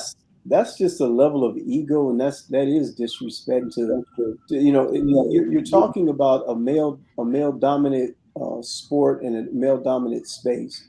Football has always been a male sport. Baseball, hockey, basketball. And then when you give them their own, they're still never satisfied. They want to keep doing what they want to do. And it gets back to historical documentation. It was the woman that was beguiled and deceived, not the man, and she's always will be the weaker vessel, no matter what it is, because that is the way God designed the woman. Now, if you want to go against the creator and the architect, let me know how that works out for you, because next thing you know, you want to say that you want to go against God, and that has never ended too well for anybody. Right. And everybody has lost that fight. Right. And I had a friend of mine. We met at the park. My daughter graduated. My oldest daughter graduated high school, and we were at the park. And they was like, "Man, my little girl, she's a tomboy." I was like, "Oh, okay." So she went over to my son, who was 11 at the time, and she just started slapping her upside the head. And my son already know, okay, Daddy, she keep hitting me. I ain't gonna hit, you told us not to hit no female. Cool, son. So she said, so this is her mama. Oh, she like the slap box. It's okay if you want to slap box. I said, no, I don't teach my son that. He's not gonna do that. And she was like, oh, they just fun. They just kids. I said, okay, beast mode activated. I say, son, she want to slap box her. And then I said, y'all go off and play, right? And then I wish I had the little caption. I wish I had the little caption. 5 minutes later. What's wrong, baby? My son say, right? Because you put yourself in a bad position. You encouraging your daughter to slap box my son. And why would you want to do that? Now you over there putting ice on your daughter's eye. Stop putting your daughter in a bad position. But again, we also he didn't even go Super Saiyan. Yeah, like what if that man ends up hurting her? Like now he got to live with that, and nobody thinks about that part either. It's just oh, if she signs up for it, well, yeah, that's cool, but you're gonna have some boxer that ain't really got no clout or whatever that's gonna have to take that fight. And if he hurt this bro, he gotta live with that shit. Yeah. So it's like it's all parts that's coming into this shit that like people pretty much don't give a fuck about because if she want to do it, she can do it. Yep. Hey, One thing about boxers is that we don't want to fight mediocre. We want to fight somebody that says that we actually want to fight the greatest. Yeah, modern Renaissance man in the building tonight. What's going on, y'all? What's up? What's going on? Yeah, man. Go ahead, brother. Yeah, I've been listening for a while, man. What's funny is that like when I got out of school and one of the things that I actually specialized in was sports medicine. And I got to work with the Rams and I actually got on to work with the Cardinals, got a World Series ring with them in 2011. But I'm saying all that to say this is that when we were he's like a father to me who's a sports medicine doctor. We worked with the Rams in St. Louis. There was stuff that happened that a lot of people don't even think about. Like those guys get hit certain ways. And y'all, it's amazing. We had to do research, and the average lifespan of them was like their mid-50s. And these are football players. And a lot of people, I know y'all seen it, the big thing that's coming across are like concussions, whatever, right? So you guys all know about that. But what a lot of people didn't know is that most of our football players that were dying in their mid-50s, it was because their organs were shifted in their bodies. So taking those hits and all that caused this organs to shift, it caused them to not function right. So for a woman to want to get involved in anything like that whatsoever is absolutely ridiculous. It is absolutely ludicrous for them to even want to consider even getting in anything like that deals with contact. And then also we had to do things where we considered how women's bodies went through something physiologically when they got into things like the military or the fire department. And after so much stress is put on a lot of women's body, their body actually chemically changes to the extent to where it actually makes them and force them to almost chemically castrate themselves. And like it literally would change up their insides to where their body would stop developing. Yeah, become infertile. They end up developing ovarian cysts and things of the sort like that, right?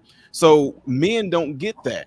So what I'm saying therefore is that although these women got into these professions that is dominated by men, firemen, the military, they had to lower their standards for the average Joe had to compete at a certain standard to even get into these professions. So let alone now they're lowering those just so women can get in that. And by those lower standards, women are getting in at those lower standards and it's still having an adverse effect on their bodies. But nobody's talking about that.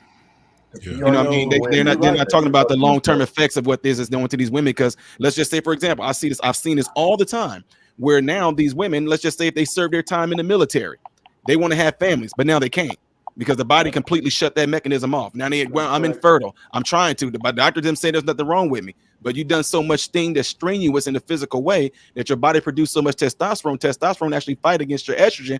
Now it's causing your body just to shut those mechanisms down. And they say, well, I don't know what's wrong. They know what's wrong. We know what's wrong with y'all, but we don't want to say this. That is correct. That's fascinating. When the women came back from deployment, because I did 27, and most of the times that most of them got medically discharged, or when they came back, we would always say they had female issues. So a lot of them, when they got ready to retire, they were broke. I mean, they were seriously broke. Then you had, not unless there were some of them that was in administrative, but as far as going on the front lines and doing all that stuff, nah, bro. They and then the PT test. Now, of course, it changed since then. Me and JT, when we was in it, it's totally different. But our max to do a 300 PT test, you know, from age 17 to 21 was different than the women doing their PT test. You know, they could actually do push-ups on their knees back in the day, whereas we had to do 75, 80, 90 some push-ups, you know, do about 80 some sit-ups and run a 2 mile in like 11 or 12 minutes, you know, to max our PT test. So yeah. And they still didn't get nowhere near the amount of push-ups we had to do. I think they had 15 or something fucking retarded. Yeah, it was like 30 I don't even know if or it was something 50, like and that. they struggled to get to that shit. Yeah. Well, a woman. Go ahead. Oh, real quick. A woman passed sniper school because my fiance went through sniper school last year, and I don't know if they switched the standards for. I her. can see them doing something like that, getting marks, stuff like that. I can understand that. I mean, that's not a gender And thing. of course, it was a big deal, right? First woman to pass sniper school. Well, I think Oh God! Oh God! I just got sent this. I just got sent this by the lovely Coach K. That shit was ugly. Watch this. Now, this is when a woman says, "I want to fight a man in a karate competition." Fast and ugly. Is you Coach K? No, No, dude, the edit is the funniest she part. sent But it yeah. to me. Here it is. Here it is. Man, shut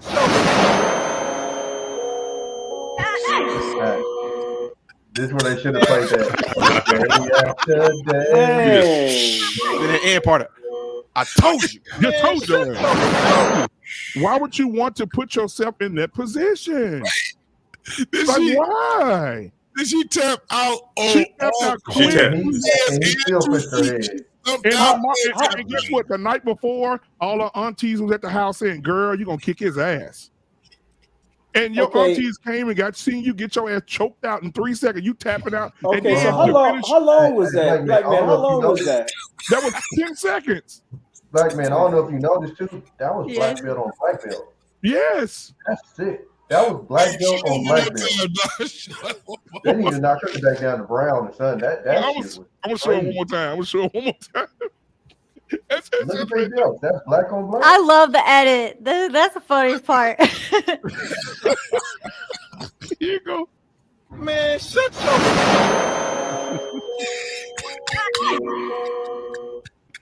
Man, Yo. Looks like he has a purple belt on. Is that black or purple? I can't tell. If she's black and he's purple, that proves our point. Did you not see? Did y'all see the one It with looks like the a purple belt on. Look. Did y'all see the one with the women the woman that was in Marine Corps boxing a man? Yeah. Yes. Yeah. They got it's a woman. One. It's a woman in the Marine Corps boxing a man in the Marine Corps, and dude, it is bad. It's sad. That's what I'm saying. Don't I do it. I have to skip over those videos, man, because it's like you watch just one, and it's just like, okay, let me go watch some funny dog videos or something, because that right there is just wrong. No, they need to make those PSAs. When you prove that you can be a man, and then they show it on the commercial real quick. That one they should show.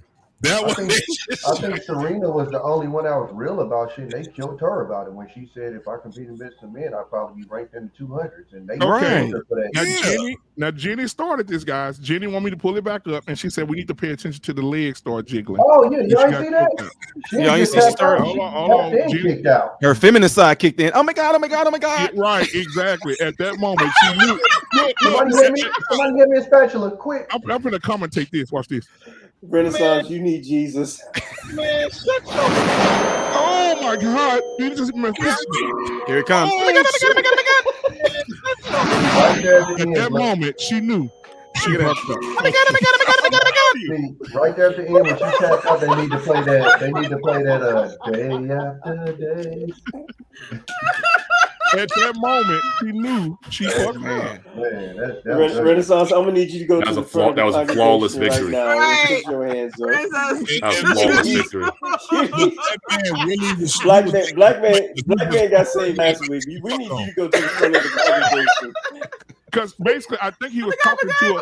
I think he was talking to her while they were fighting. But he was like, "Why are you here?" And she was like, "I'm here to kick your ass." He said, "Okay." And he said, "Bring your ass here. Pop, come here. So shut the fuck up. Now get your ass over there. That's what happened. He said, You "Get know- out here." You know Coach what? I K, think is you know, Go ahead. Coach K, you know what it was?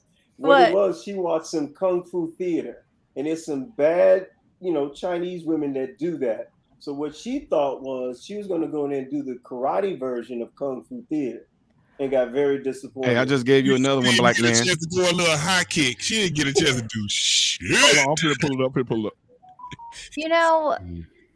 You know, what's interesting too is like I think it would be utterly offensive. I don't use that word much, but if a guy tried to, well, too bad we're in clown world, they're doing it, but like that's like a guy trying to do something that a woman just solely does. Like I'm thinking of like the pregnancy thing or whatever, No, but I was like thinking about having a baby. No, I got one better for you. A menstrual cycle. right. And women get so offended, but it's like, hey, if you want to act like we can do what men can do, then let's go there. Put it to the test. But even Well, can I? look, this is my thing with the pregnancy thing. Go ahead. And I'm gonna tell y'all, look, I got a cousin. She had 10 in 10 years. So I don't want to hear that shit no more. 10 of them in 10 years. Yes. A Damn. whole decade she was pregnant. No bullshit. Shit. I got partners that got shot. You know what they don't do? Try to go get shot again. So like this That's whole right. like, That'd be good, and boy. that's not trying to take nothing off the pregnancy. We understand it's dangerous. We understand it's hard, etc., etc. But when motherfuckers try to act like if we had the equipment, we couldn't do it. Nigga, please. Right. Like, stop it. It's something that you do because you have to. Right. Period. Right. Now, Well, I'm ladies gonna and tell you- I'm gentlemen. gonna tell you where it all It's a started, Black natural Man. ability that you have. Now, before you go, this is another segment.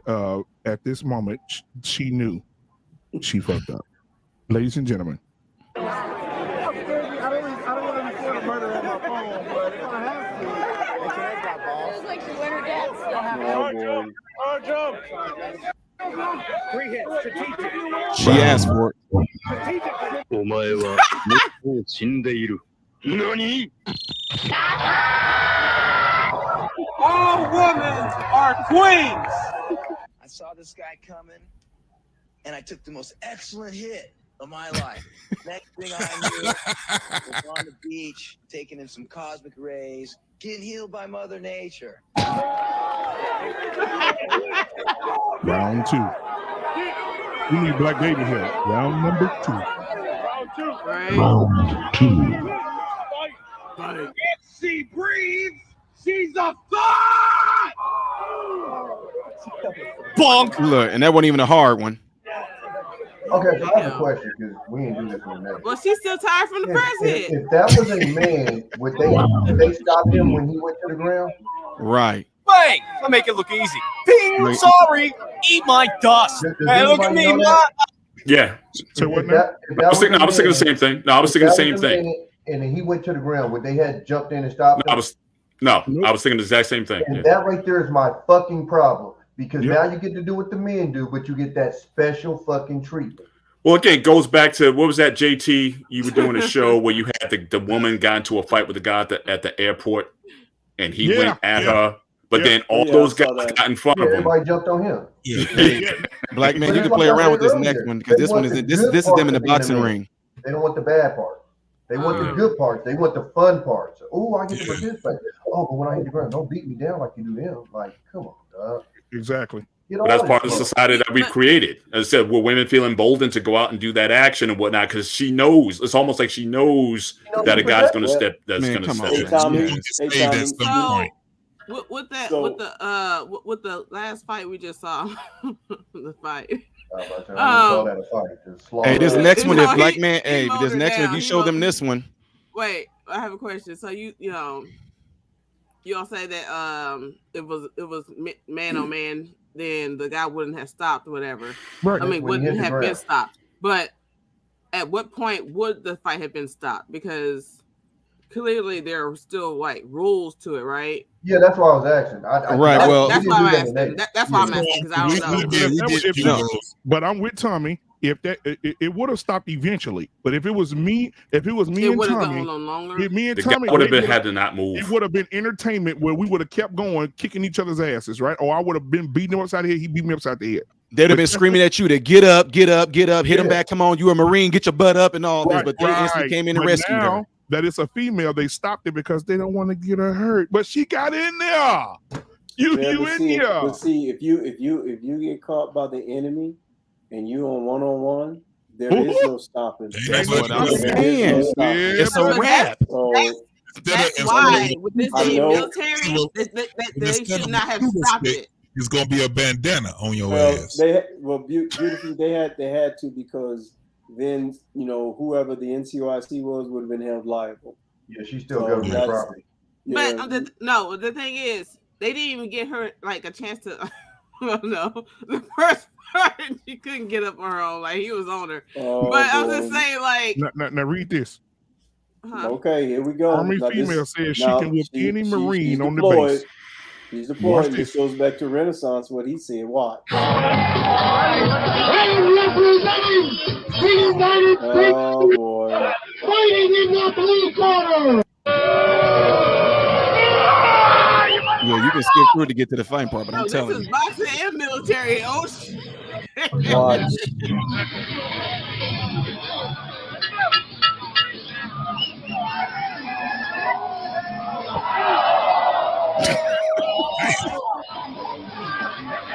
He came right back at him. Yeah.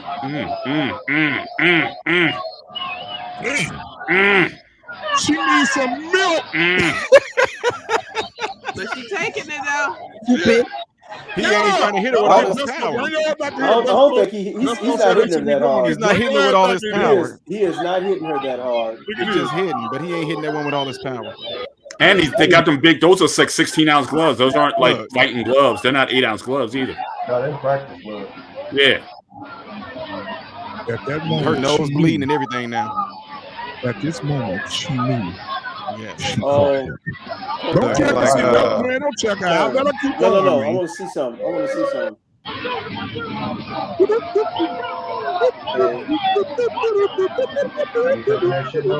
That's terrible. Look, she got her head. He could have still been backing her, popping her while she got her head turned and everything. Right, you don't do that. He having fun. Damn. Get your ass. What are you thinking? In that Her guard ain't shit. Oh, okay.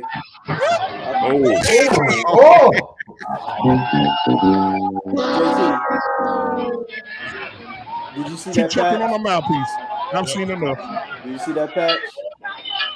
I bet she from First Cav Fort Hood. First Cav. I saw the horse, the cavalry. Yeah, I saw the horse. That's what I wanted to see. She started choking on the map. He knocked it down her damn throat. So now let me explain something to you, Black Man. When women get deployed, they get a little bold. They get a little testosterone. They get built up, and that's why she felt the way she felt, because she's in that environment on the fob. And when you're on that fob, it's only so big, and you see the same people over and over and over again. And all people do is just lift weights and work out and stuff and stuff like that. So, and I'm sitting up here like, okay. I said, okay. And as soon as Renaissance put that up, I was like, oh God, I seen a rock. I said, here we go. She got bold. She been deployed for about 6 months, 180 days, and now she feel emboldened, and now she feel as though she can take on everybody. And I'm not gonna get off. And that. then What once goes you on get deployment stays. JT, what goes on deployment stays on deployment. I'm just gonna leave it at that. And guess what? I don't feel sorry for her. Now look at what Ace Butterfly said. Someone answer that question. Look at what Ace Butterfly said. Does a man feel that he's won something in such a boxing match? No. I'm not winning anything. I'm teaching you something. Right. I'm teaching you that you were born with a vagina. You were born to be soft. Right. Right. How You- fucking dare you ask a fucking question like that when that bitch got her ass in a fucking ring? The fuck you like? Get the fuck out of here. That's the shit I'm talking about though. So now the man is the fucking bad guy because he beat her motherfucking ass and the bitch got in the ring. And no. The fuck out of here. Someone answer that shit. Bro, cause that shit drives me like, are you out your fucking mind? But see, Tommy, hang on, but brother Tommy, But brother Tommy, you did say earlier that oftentimes when those combative things, the guy has to live with that. Yeah, I know, 100%. But you run the risk of running to a nigga that don't give a fuck too. If he injures somebody for life, not teaching them a lesson like that. Yeah, no, I said if he critically injures her or she possibly died, yeah, he got to eat that. But just whooping her ass a little bit. Oh, okay. Let me ask this question: Can you imagine Mike Tyson, a woman challenging Mike right now, and Mike saying, "Listen, it's best for you to stay feminine, okay? Don't you, please." I knew you could do that shit. Ace Butterfly, I'm not angry. I'm agitated because that question was annoying as fuck. Because why the fuck would you even go after the man? The man, from our knowledge, did not ask her to come to the ring. In fact, she's the one that said that she can whoop any man's ass on base. So why was your question not towards her? Walking around thinking she could beat men's ass, but it was towards a man. As if, and let's just be real. Did we see him celebrate? Did we see him dance over her on the ground? Did we no? We didn't. He see held none of back. That. So where was that question even from? Yeah. And a few times throughout the match, you saw him kind of shrugging his shoulders, like what? Like y'all right. He was like, y'all gonna want to still keep going? What was his rank? Into the ring. But what did I tell you, black man? What I've been saying the last week. A woman's favorite position. And they feel sorry for her. It ain't missionary. It ain't doggy. No, but favorite position here's is the victim. beautiful thing. Here's Somehow, the thing, some way, she made that woman a victim in there. It goes. She wasn't a victim. What I'm saying is, though, here's what the thing is: the women challenge. Now, if she'd have been victorious, the question would have been different, Coach K. It would have been like, "Oh, look, absolutely, women are equal." So now what are you men talking about? But I told you we could whoop me in the ass. But the minute that the man does that and the woman is defeated, now see how misogynistic they are and this and that. Okay. It's gonna always be something. He didn't have to hit her that hard. So here we are. You either gonna be victor or victim. That's it. Well, like Army Vet says, she is a military soldier first and a female second. So if you're a soldier, because that's how the enemy gonna look at it. Soldier. It's like jumping into a cage, and it's like, what? You're surprised you got bit? Like what? Why would you do that? You poked the bear. Now No. You with his claws. Why did that thing in the cage bite him? Hey, did you feel big and bad because you bit him? Like, what are we talking about? Right. I'm so glad you answered that because I was like, craziness. Well, the thing is that, when it all comes down to it, that's how you do something that when we went through schooling called doing a scientific hypothesis. If women are bigger and stronger and better than men, then let's test that hypothesis. Let's get some average Joe men out there and then get them in the ring and see how many of these women going to be able to fight and win. And then it's going to prove the point. They're not going to do that, though. I'm going to tell you one thing that my dad did. So he was talking to this chick, and she was talking about how women's pain tolerance is hard because they can have kids. He said, okay, here's a tack. Stick it in your hand further than I can. She ain't want no smoke. Yeah. It's just, it's like, come on, man. Like, God gave y'all the tools and shit to do this. Salute to y'all, because y'all do it. Absolutely. But let's not go too far. What was the female MMA fighter that wanted to fight Mayweather? Ronda Rousey. Yeah, Ronda Rousey. She said she called out Mayweather. She said, Mayweather, you want to hit a woman, hit me, weak me, you could go 5 rounds in a fight. So he says, I wasn't making the woman a victim. I merely wanted to know, does this man get satisfaction in winning, knowing before the fight that he's stronger than her? Again, she went into the fight knowing that most of these niggas on that base were stronger than her. Again, why aren't you addressing her? He did nothing wrong. That man did not dance over her body on the ground. He did not mock her. He did nothing for you to even question whether he had satisfaction. He didn't even show satisfaction. Black man. He would just. What I'm asking Ace Butterflies, where's the question coming from in the first place? Well, he was just getting exercise. He wasn't even breaking the sweat. He was just getting exercise. He wasn't even exercising. Me and you both know, when you over there for a year to 18 months, what do? You eat, you sleep, and you go to the gym. That's all you do. Every day. And that's why you see people that come back from the why they so slow. So, and like I said, he wasn't even hitting her. Look at that. Look what she said now. What? He shouldn't have got in the, he shouldn't have got in the ring. It was a waste. He said it though. Hold on. Beautifully animated. Now you see my problem with this shit. Because that right there is what the fuck we're gonna get. No. Hold on. What I I'm telling saw you, the problem when she made the first question, the statement, the shit. What I'm telling you is when we let these women participate in these sports, this is what the fuck we're gonna get. So say that safety, she get trucked by a running back. Oh, does that running back think he's big and bad? He knew he was bigger than her. Bitch, get off the field. That's what they don't understand. It's like how about the bitch shouldn't got in the ring, Ace Butterfly? How about that? And what about the guys?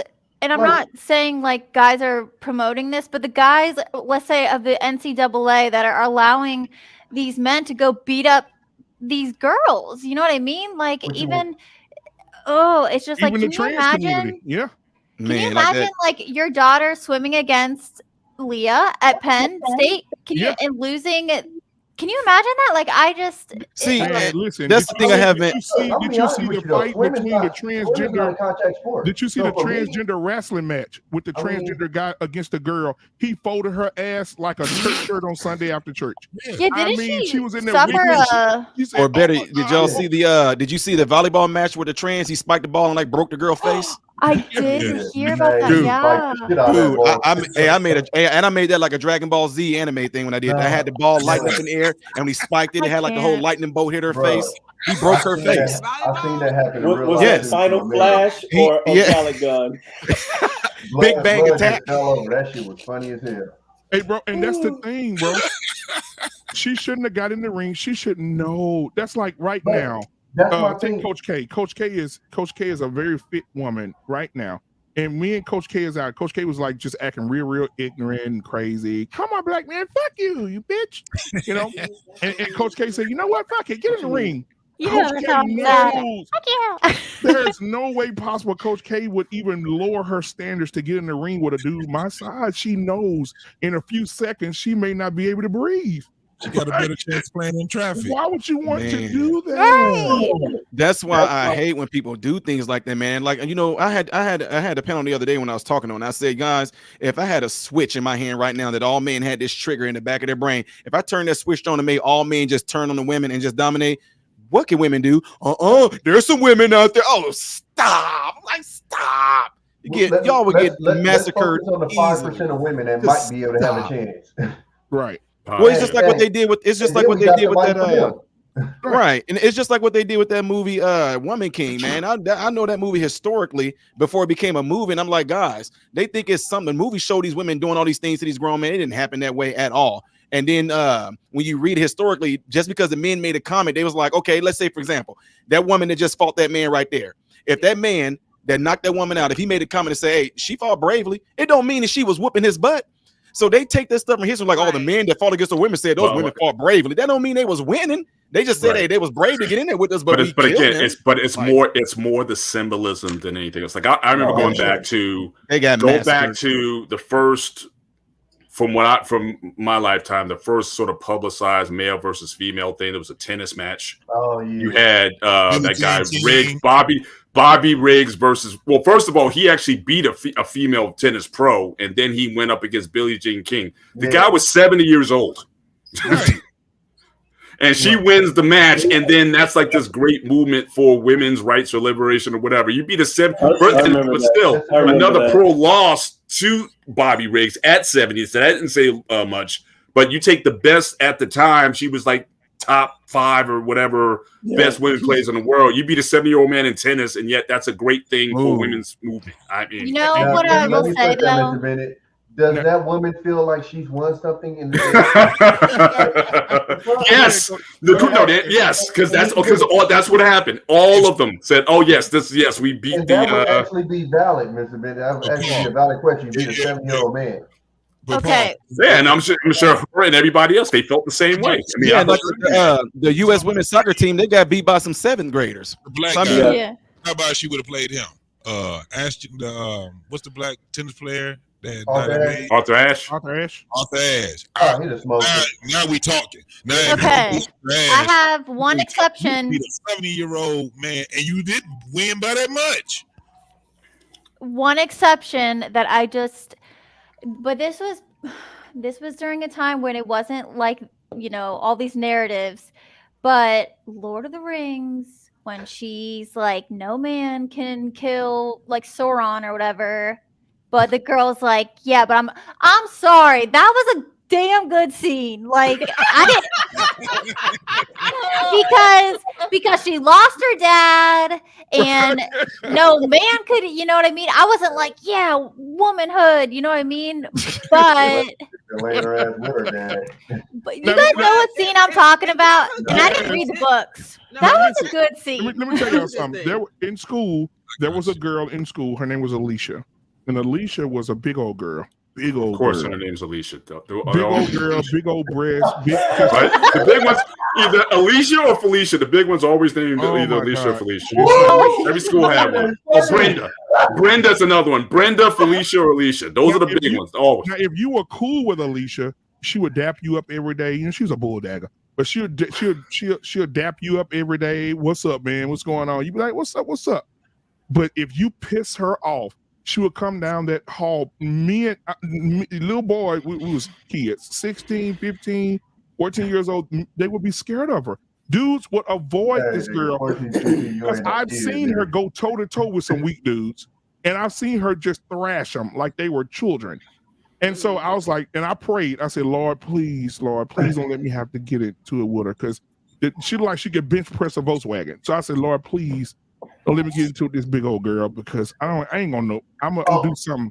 So one day, you know me cracking jokes. I told her something. I told her she could. I said her body was hard like a. So I don't remember what I said. It was something like everybody bust out laughing, and she was like, "We always been cool. I'll slap the fuck out of you." I said, "No, you gonna slap me." I said, "But we're just gonna move on. We're gonna be positive."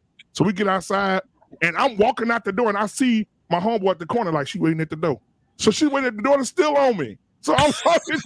So dude, I walk out anyway like a damn fool. I walk in when she caught me.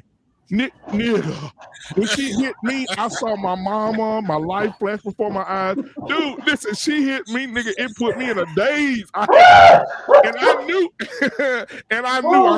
I said, if I don't do nothing, I gotta live with this for the rest of my life in this little small town. And I did what I got that English book and I wore her ass out. I beat the shit out of her with that English book. I did. I beat the shit out of her with that. I had the English book. Bow, bow, bow. I'll bust her ass upside the head, that motherfucker. I have to give you guys an asterisk, dog. Damn it, I said we were cool. Black man, was that Oxford English or American English? I wore her ass out. That book, I had to pay for that damn book. I told that book. Women and Tongan women, I'm telling you right now, they taking some niggas out. I'm not gonna lie to you. Like Samoans and Tongans. Bro, my homeboy was a Tongan, and that he got his ass. Like they built different. Like, I don't know if y'all know, but like it's two sets of them. It's the like thin, pretty ones, and it's the ones that's built like the way the men are built. When I say that, I'm not joking. They are literally built like the big. fingers and them shit Samoans is fat as fuck. Dog. They will dog walk some niggas. I'm telling you right now. I'm shooting one of them. So basically, we would have to jump them. Yeah, I'm shooting. I'm telling you right now. Now, Tommy, in that community with the bigger ones, are they like just based on the video we saw last night with the larger females? Or do they get to smoke two over being big? Or they... No. They're like Mr. Bennett. They like this. You ever seen it? Oh no! If you've ever seen a male Tongan or a male Samoan, I shit you not, they are built like they're men. So it's muscle. Either that, or it's like the Rock's mom. I'm waiting for Tommy finish. And cute, but what kind of women is it? in between. What's their name? Samoan, or Tongans. Yeah, they're built like that. Like Moana, like that, like they, dog, like they thick. Yeah, but it's muscle. It's not just fat and size. Solid. Now, Black man, you're gonna have to go before the congregation again. You didn't even.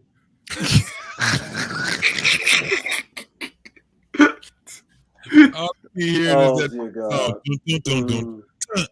In those jeans. Hey, listen, and that's what I'm saying. Like they have to buy their jeans from NASA. But my thing is this: when I'm gonna let that sink in. So listen, my thing is this. No, I'm trying to get that image. My eyes is burning right now. Jesus. Kill the image of Jesus. So it's like, hold on, illuminated revelation. Every time you come, you always say there's something that bothers you. Like the week before, it was the lady that didn't shave, right? It was her. Check out Ace Butterfly's Whoa. most recent comment. And then, right, it's the lady that does. I had to deal with a whole show on that modern Renaissance, man. So yeah, know how you feel. I had to prepare myself for that one. Though. If you go on a trip, right? Modern Renaissance. Now you see why I have to take him before the congregation every single week. He doesn't last a week. So modern Renaissance man, if you went on a trip and your wife said, "You know what, fuck it," and she come out to the pool like this, what do you say? I'm gonna say it's finally nice to meet you, sir. Oh my god! Oh my god! Oh. Dude, is that for real? Yeah, that's for real. Now you see but that's a move. But that's also a movement. Like you have a lot of women. I think a lot of it's coming out based on feminism. So they think a lot of these beauty standards for shaving and all that. A lot of them are saying this is about men's approval. We don't need man's approval. So they don't shave their armpits, they don't shave their legs. Even India Arie, didn't she have a song where she's talking about if I feel like shaving, I'll shave. Sometimes I shave my legs, and sometimes I don't. So again, it's a thing. Women are like, the past 5 years, they're not trying to, according to them, they're not trying to have their beauty standards defined by a man. If you walked in the mall today, and did a flash mob, and you got on top of a table with a bullhorn. And you said, every woman in here, raise your arms up. I bet you 98% of them got hair on them arms. You know what I think too? I just want to like, I think there's women who will not do that. Like themselves. Sorry, I got distracted. They won't do that, but they'll support that. That's where I have the issue. Like they won't acknowledge that there's a problem. Like, no, you're dangerous. Get away from me. Like even though you won't do it, but you'll still be a part of it. Yeah, because they got that damn creed that they go by, to each their own. Right. And thank you guys for watching tonight, man. You guys are great. Listen, go ahead and hit the like button, subscribe button if you want to donate to the channel. You see the Cash App at the bottom of the screen right now. This is great content. So you can show some appreciation through that, or you can join the channel as well, or send a super chat as well. So thank you guys for being here as we continue the conversation. Guys, I'm telling you right now that holy smokes, there are women out here that can probably do 4-inch braids with the hair under their arms. Because like Mr. Bennett said, there is a movement out here that women say they're subject to men. Men want to see them shave. Women never wanted to do it, so they've always been subject to what a man wants, and now they want to be rebellious and not do it at all. So we're not going to shave our armpits. We're not going to shave the coot cock. We're not going to shave the ass. The ass look like a webbed. So we're going back so to it's the just 1970s. So that's what we're doing. We're going back. We're literally going full circle. We're going back to the 60s and 70s. Right. That's what you're telling me. Right. I started shaving because I wanted to. Liked it and kept on doing it. Yeah, because that's what I'm saying. Like you don't want a man to feel when he pull your panties down during an intimacy. You don't want him to feel like there's a baby being born coming up out your underwear. I'm not trying to I'm not trying to be real. I'm not trying to be real graphic or nothing, but I'm thinking about intimacy. You know how you do nice kisses. If you want my face in that coochie. I can't. No, I'm just saying. You know how you kiss on the chest and the stomach and the navel, and you. But this stuff is fairly recent. That's why like Game of Thrones always got on my nerves and whatnot, because everyone was all sanitary and everything. But you go back to England and 1,000 years ago or whatever. I mean, everybody was like that. Nobody was grooming, so I couldn't. So I think some of our standards have been shaped by our mind. You sitting there kissing down. You come up. Ace Butterfly. I have installed a lawnmower 2.0. Wait, hold on a minute. Wait. You put it on the big screen. You sitting there like, go ahead. Yeah, baby, it's on tonight. What? Oh,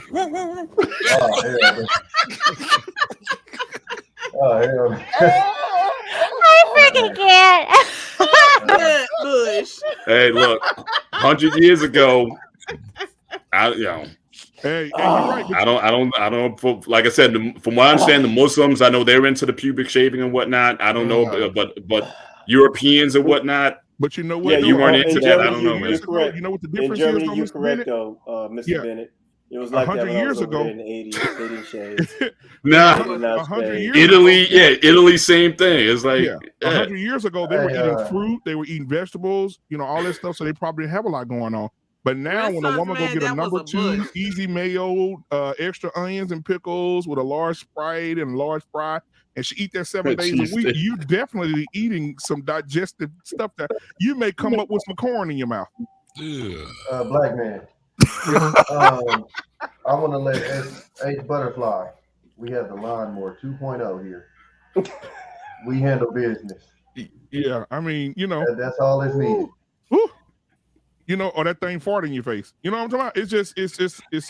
Yeah. I was just referring to just kissing down the chest to the stomach, and that's.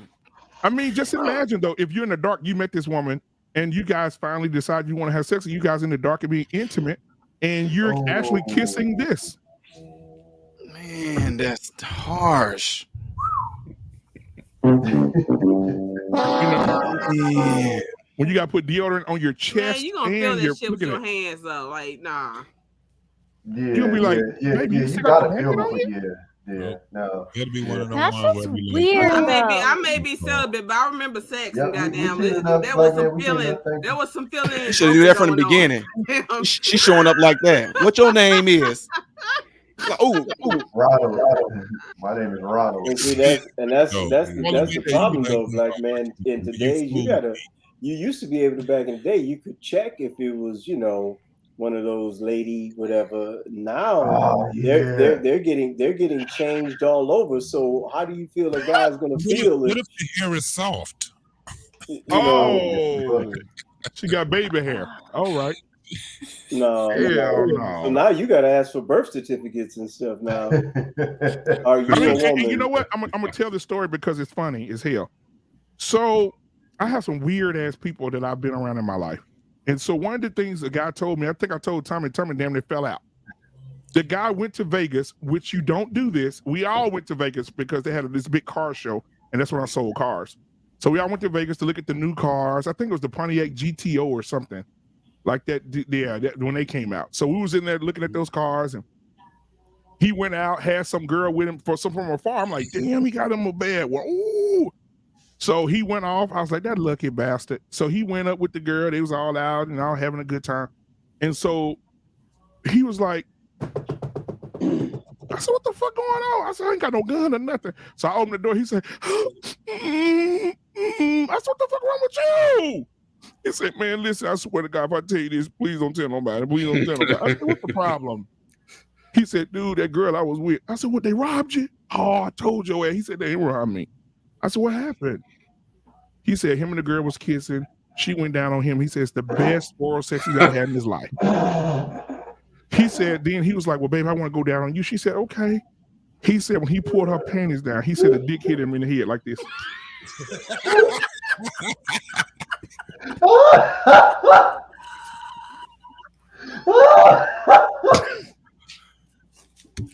JT.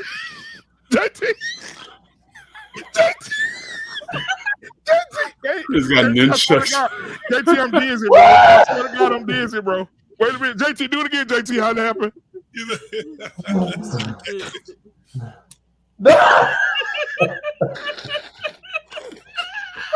Oh my God. Okay, so listen, tell you what happened. So let me tell you. Oh my God. He said he pulled him down. You know how he said he was on his knees. She was laying on the end of the bed. He said he pulled him all the way down, and as he was coming up, like to do his thing or whatever, that motherfucker rubbed right on top of his head.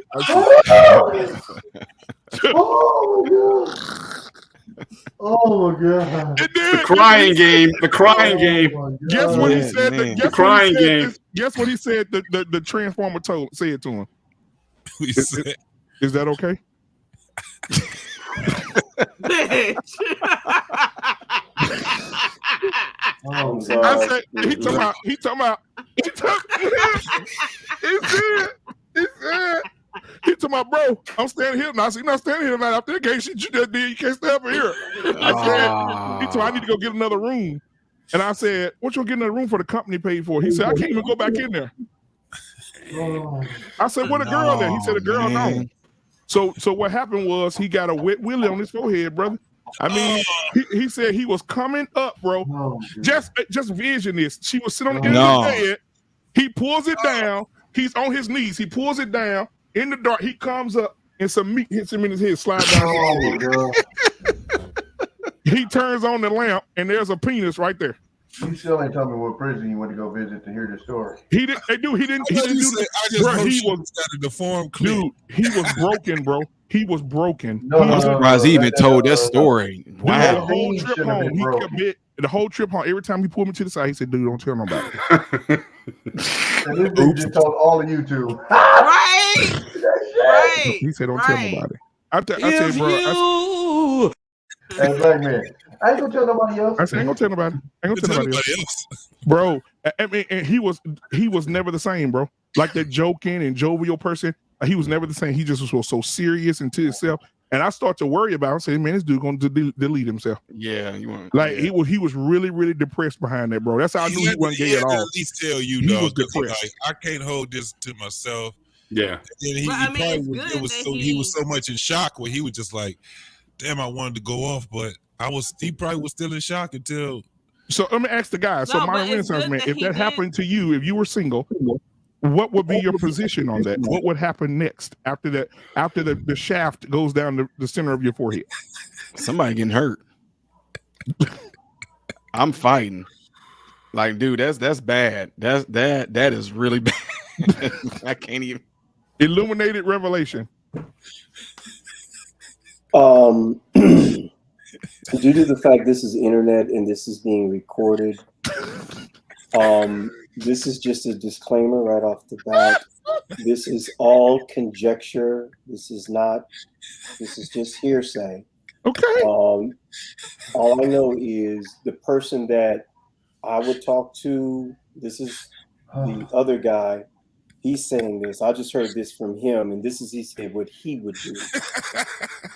He would say that it would not end well that night. That's what he told me. He said it would not end well, and there was going to be some type of physical altercation with no evidence to be left. So that's what he said he would have done. He would have said there would have been no evidence. I wouldn't even have told you that story. Nothing ever happened. Because this is something I would have been. He said he would have been scarred for life. Yeah, he could have never lived that down. Matter of fact, you got this Black Man Network now. He's on the internet telling this story, and that would open up some more wounds. No, bro. Hey, listen, bro. And this happened. This happened in 2006, 7, maybe. That's bad, man. But bro, I'm telling you, bro. I'm gonna say mine personally. Me, I think I would have seen red, and when I woke up, I'd probably been covered in a substance and in prison. Like it would have been that bad for me. How did all this hemoglobin get on me? Hey, I think I would have snapped. I really think I would have snapped. Black man. Now that you mention that, think about, like Coach K said, think about what is going on today right now, where they're saying that you're blank phobic because you don't want to date these individuals. Right. Think about the ones that go home and it's a YouTube short that's a joke, and the guy's calling saying he's looking for Johnny, and Johnny's been missing, and he calls the guy's house, and the guy's been married and he's been sleeping with her for 5 years. You see what I'm saying? Yeah, so, and that's the thing. I told that story before. I told that the lady called into the radio station saying she's been married to her husband for 5 years, asking for advice. They want kids. She cannot give him a kid because she was actually born a man, but she never told him that. That's crazy. So they're 5 years into the marriage, and she's calling the radio station asking for advice on how to tell him that she was born a man and stop him from going to the doctor, getting treatments for sperm and getting his sperm tested and spending all this extra money that he don't have to spend. because she and the radio host told her, you're gonna need 3 things. You're gonna need a preacher, a pastor, and a doctor, because you're gonna need all 3 when you tell him. Just go ahead and disappear. They left out the mortician. Get the fuck on. So, Mr. Bennett, if that would have please. happened to you in your younger day, you know, man, I'm serious. That's the Ducci on the left-hand side. There is no way. How can you not? How can he not know? I'm gonna feed him. Every last one of them. He knew.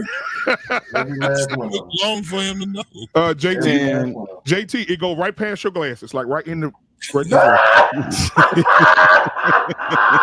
It wouldn't even get past my glasses. It would be like Renaissance. You see what I'm saying? You the doctor on the panel. If they get changed like that, there has got to be a way that you can tell. There's absolutely 100%. They can tell. Get up and his glass is crooked. They I don't care how much cosmetic surgery they had done, they can tell it is not natural. It doesn't even look natural, so no. Now I did pull up a picture one night, and all the dudes on the panel said, "Damn, she bad." I said, "That's a dude." No, hey, I'm gonna be 100 with you though. I almost got caught. I was doing a little. And like this motherfucker talking extra freaky. I'm like, oh, this motherfucker with the shit. And like before we did the meetup, it was like, oh, I just wanted to let you know that I was TS. Nigga, block, deleted the whole thread, like blocked everything. Like, I appreciated you feel me? Yeah, I was about to say, at least they were respectful enough to let you exactly. know. I appreciate it, but I blocked everything. I'm talking about block, delete. Like, I don't turn the appreciate account it. off. Like, I logged out everything. Modern Renaissance, is that kind of do you feel any type of pessimism with the science community and just like the utter disregard of like supposed facts?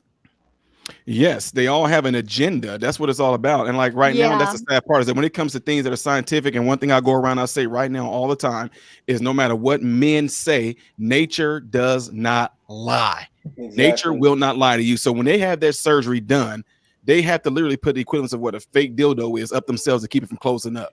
They have to keep that doing. And you know what? If it's supposed to be something that's considered to be natural, why does the body consider it to be a wound and it's trying to close it up to heal it? You see what I'm saying? So nature will not lie. It's trying to close it up, but yet you have to keep on putting something in there to keep it from doing that. It's like a pierced ear. Same exact thing. They're getting plenty of it though. Man, they fooling the world. So, I want to ask the ladies. Do you think it's really? Do you think it's fair that a man has to be intimate with a woman and gets a human windshield wiper across their face?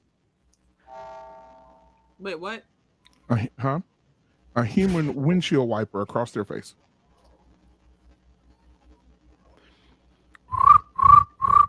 No, what was the whole question? I missed it. I said, is it fair that a man has to experience that? Is it fair for a woman to keep that from a man? Basically. No. Wait, that wasn't. Well, that wasn't a. Well, yeah. Hey, flip the script, Black Man. Like, the thing ask is, the women. I Go ahead. like being able to make educated decisions and stuff like that. You know what I'm saying? And the thing is, if I'm straight, then I want a straight person. You know what I'm saying? We don't behave based on like outliers. You know what I mean? Like if I'm gonna buy a certain car, I'm expecting it to have all these things. Right. So how would you? So therefore, I don't want to be approached by no trans man. You know what I'm saying? Like, if I say I'm straight and you know that you're not a born man and stuff like that, don't like leave me be. That's what I'm saying. How would you really feel if you found out? I'd be pissed. No. I don't think a woman would be as mad as a man. I'd be pissed. Because the You thing don't think is, so, Black Man? No, because a beautiful anime would be like, I'm so pissed off at you that you didn't tell me, but you sure can eat that thing. God. Oh, you know what I'm saying? So it would probably be. I can find plenty of men with real dicks to eat me out if I wanted that. Okay.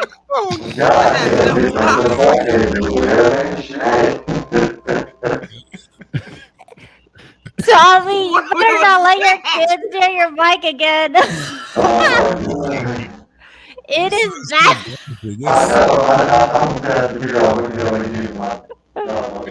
Tommy, you sound like you an alien. Sound like a Decepticon. Exactly. Right. I think oh, hey, You hey, sound Tommy, I straight don't up think you like should have told that story. Starscream. I think she done tapped that thing and tapped into your mind.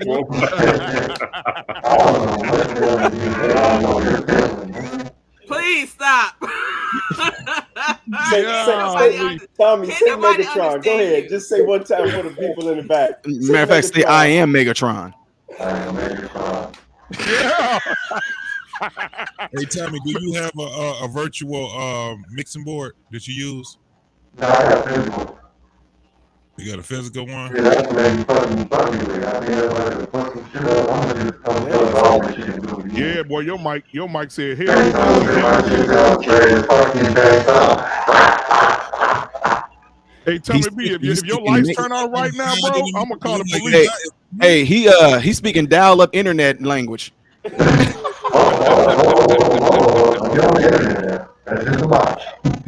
Black Man. Hey, JT, you remember when they interviewed that alien? That's what it sounds like.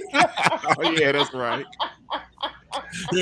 Nah, I mean, that's worse than the witness protection program. You know, maybe those dudes, they silhouette, black silhouette, talking to the informant on the interview. That's what that's. I saw. This is what you say. I saw the alien. Oh my God! Is that? Wait. Like, I saw the alien. He had two women with him. They had vaginas under their armpits. And they had vaginas by their kneecaps. Me and my brother, we jumped the fence. And when we jumped the fence, now this is how old boy should have told me the story. Just like this with no picture. I was in Las Vegas. I went to the room with a woman. She sat on the end of the bed. I proceeded into giving her some of the best fellatio she's ever had in her life. And as I pulled her panties down to the floor, there was a thumping on my forehead. Bloop, bloop, bloop, bloop. I left the room in complete and utter dismay. And to this day, my life has never been the same. I am living in a basement in Arizona now, and I can no longer live with the fact that I had a penis make love to my nostrils. And You are stupid. Man, that shit is look, bro. Listen. So we're gonna do final thoughts, bro. Because I enjoyed you guys tonight, man. You guys had me up here rolling.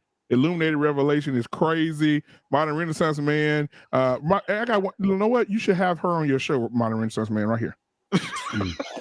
Hey, Black Man, before you get to can I ask one more question? Absolutely. Especially to the ladies. I want to follow up on a absolutely. question that I asked Coach K earlier.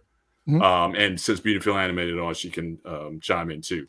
When you see a woman tech of any sort, and again, I think I asked earlier about how do you perceive that?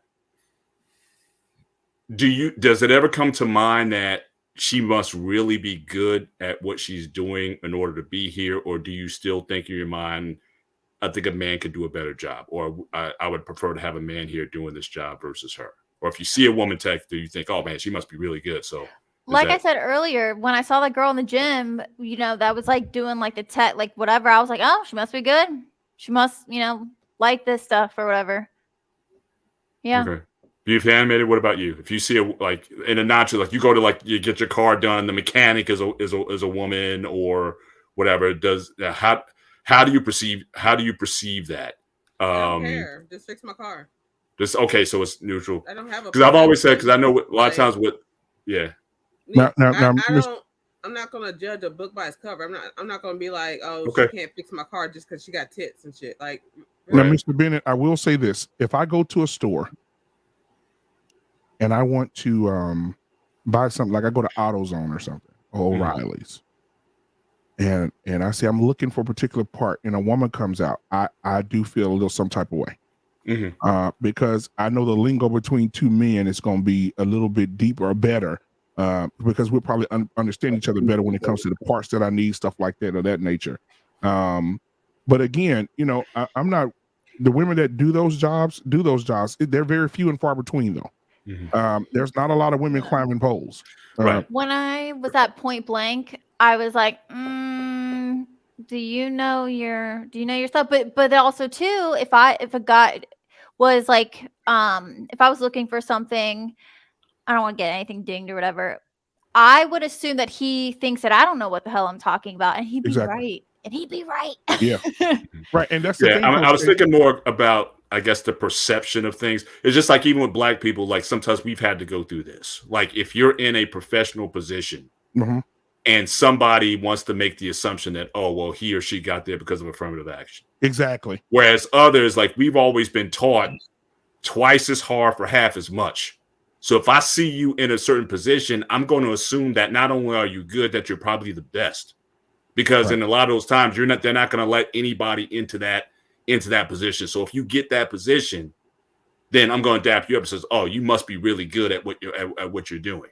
So I'm saying, if the same thing applies to women, when we see women in these roles, in our minds, do we just make these assumptions that, oh, they got there because of Title IX, or they got there because of that, or whatever, or is that just in terms of initial? Now, again, at the end, they can impress you, say, "Oh yeah, you're really good at what you do." But I'm talking about initial impression, I guess, is what I'm getting at. You know what? I'll play devil's advocate.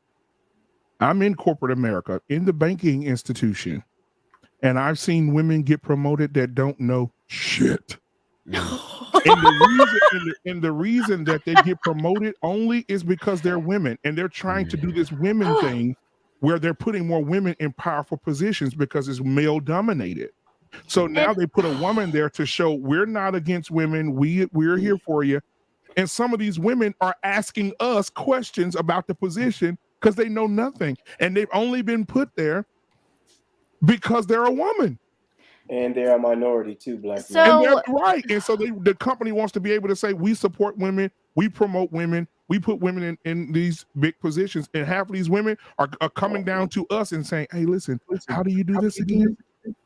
And I will say, how do you do this again like they do in the first place? Okay. I just don't think, of course, there's still freaking racist people out there. And obviously, like, it goes without saying, I don't want that to be the case for anyone. You know what I mean? And I think when people lower the bar, that is like, I think that's disrespectful. Yeah. Like if they think, you know what I mean? And I think like it's even disrespectful in the case of women, but of course women are on their high horse. So like they just can't even see that like they have to do this for you. Like obviously like you can't do it. But I'm just saying like I think it's, you know, it's the bigotry of low expectations. Have you heard that? You know, it's just like I hate that shit. And it's funny because I'll hear I'll just say liberals, unfortunately. I'm just gonna label them. They'll say stuff and it's like you're actually sounding pretty racist right now, but you're acting like you're saying this in support. But yeah, I'm gonna be on one. I've already been on one tonight, so whatever. And, you know, I want to add something else too. Does anybody familiar with Tiffany Cross? Yes. Yes. Tiffany Cross. I think she's a beautiful Black woman. I really do. She's been on TV and she had her little feminine, this, you know, femmy thing going on for a while towards men. And in our community, we call it the nigga wake up call. Because what happened is the company that you work for and you did all that bad mouthing, now you're nigga wake up. Now they fired your ass. And now the president. Mm-hmm. You know who their president is? Mm-hmm. Who is? Go ahead and tell the world. They need to know. A Black woman. Yeah. Mm-hmm. Who fired her? Yeah. Wait, nigga, wake up. And so now that she got a wake up call, now she's calling on Roland Martin and she's calling on all these men to speak in her favor so she can get another position. Oh, no, Sugarfoot. You put yourself in this position. So now you call on these women And right, and that's the thing. It's same thing to WNBA, and I'll go back to Tiffany in a minute. WNBA, all these women, feminists. Oh my God, women power. 100,000 women was marching in Washington, but only 300 show up for a WNBA game. I'm confused. I'm confused. If you are supporting women like this, those 20,000 person stadiums should be filled with women supporting women. But you only doing it for the optics, the optics of the whole thing. You're not doing it for the right reasons. If you were, those games with WNBA games, I took my daughters. Oh, I should have uploaded these pictures to show y'all. I took my daughters to a WNBA game. We sat courtside, and I paid $100 for all three of us. Oh shoot! Wow. It was so bad because I had never taken them to a WNBA game before. I took my sons to NBA game before to go see the Dallas Mavericks, but I've never taken them to see the Dallas. Did they ask you I thought I made a mistake. I said, ma'am, she said, I need 3 tickets courtside. And I'm trying to show out my daughters, hey, we're gonna sit on the courtside. Yeah. She said that'll be $115.85. I said $1,000. She said, no. She said that's $115. I said for 3 people. And we sitting courtside. And guess what? It was 36 people at the damn game. Did you see that? Did you see an interview with Draymond Green and Lisa Leslie? And when she asked him about subsidizing, Draymond, Draymond told her straight up, hell no, nope. We support y'all. We give y'all props, but as far as this equal pay, Draymond went off on her. He's like, no. Yeah, I mean, think about this. Their salaries are being paid through the NBA. It's Right. not Exactly. being paid. You know the crazy part though, some of them NBA players that helped them, they turned on them. Like that shit, I forget the names of them, but there's a couple of them that they actually supported them. And one of them, I think they gave him a shout out on Twitter. And on sports teams, they call you by your number. And he called her by her number. Her name is actually Woo. I was like, bitch. Like, this shit is nuts. You can't win for winning. Dude, I sat in that WNBA game and I started looking up how much these girls get paid. The highest paid player in the WNBA is making $300,000 a year. The lowest paid is making 30. She might as well go to fucking work at Chase and answer calls. Butterfly's question. She said, "There's nothing wrong with the WNBA. If women want a professional league to play in after school, what's the problem with that?" Here's the problem with it, though. No, because there is a problem. They have never made a profit since they've been there. Oh yeah. They are literally holding the NBA hostage. Because right, that's a good point. Yeah. That had a league that didn't make money would cut it off, but they can't cut it off because women would literally attack them and say that they were misogynistic for cutting off a fucking league that literally makes no money and women don't even support. They can't even keep their lights on. And guess what, Tommy? Guess what? If they cut the WNBA, all the women that don't show up will show up to get it back and then still not go to the games. Right. No, NBA games. Like they already matter of fact, I think the statistic was that they had since they've been in inception, they've lost like an average of like $25 million a year. Every year. A year. Every year. But if you treat that as an aspect of your business, like in business, there's this thing called like a loss leader. Yeah. Like even though that entity may be losing business, but if it's good for the NBA, then they can live with it. Off on their taxes also. That's what I'm saying. It's not like we said. Oh well, it's not like the NBA is not losing money, but for your quote unquote investment in the WNBA, that your overall pot is increased. Because you're right, if they did cut it off, then that could drive down revenues for the actual NBA. So if you look at it globally as a corporation, Lisa Leslie said in her prime, she knew she was a Hall of Famer and she should have got paid what LeBron get paid. She out her fucking Shit. And so my thing is, remember it was 2 leagues at first. I forget what the other one was called, and now we folded. But that one. Well, they had one back in the 70s. They had Cheryl Miller, and I think there was even before them. There was in the 70s. In fact, we had a team in New Jersey called the New Jersey Gems. I remember that back in the day. But a lot of those players from the 70s and early 80s, they played in that as well. But it's no money. What was the interview with Draymond Green? So I can look it up real quick. What was, sorry, what was I think what Lisa Leslie, Draymond Green, and Lisa Leslie. You can put Lisa Leslie and Okay. Draymond Green in the pop right There's up. Draymond Green, Lisa Leslie, and I think LeBron James was on that. This like Okay. a panel they still Wasn't like that- in wasn't that LeBron so like a James show? barbershop setting. It might have been a barbershop show. Let me ask y'all this question.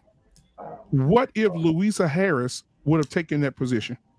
Now, I know a lot of people don't know who she is. In 1977, Louisa Harris was a 6'3" center. She would have got drafted. At Delta State University. She got drafted, the first woman ever to be drafted to the all-men's NBA, New Orleans Jazz. Yeah. Right?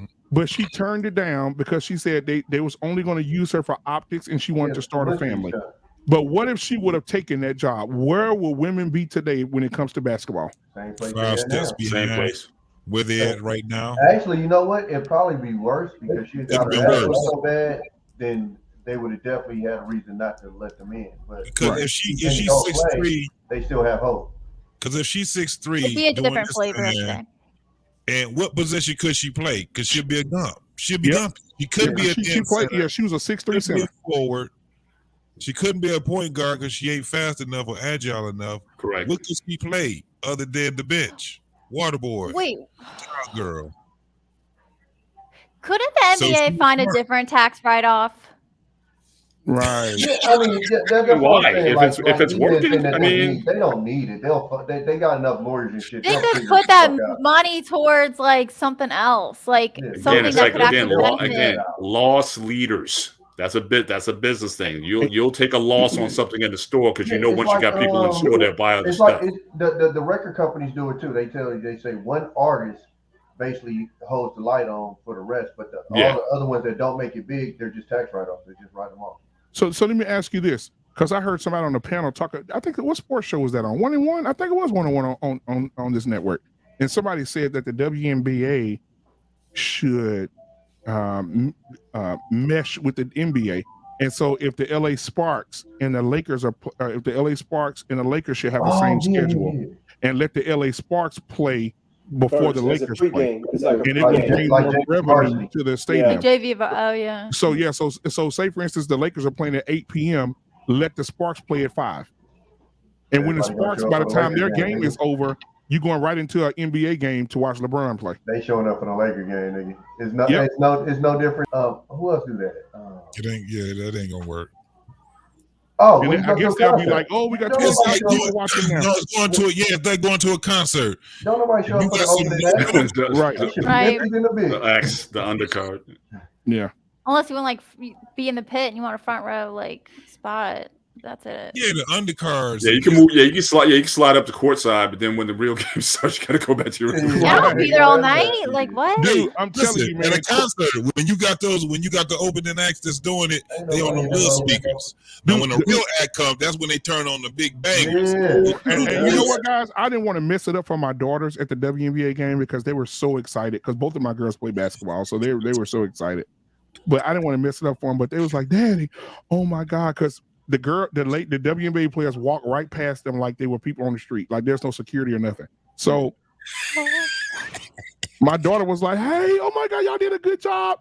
And they're high-fiving my daughters and giving them hugs, taking pictures with them. I'm like, you could never do this at an NBA game. You could never stop LeBron James or Steph Curry and say, "Hey, let's take a family portrait." You Black can man. do it.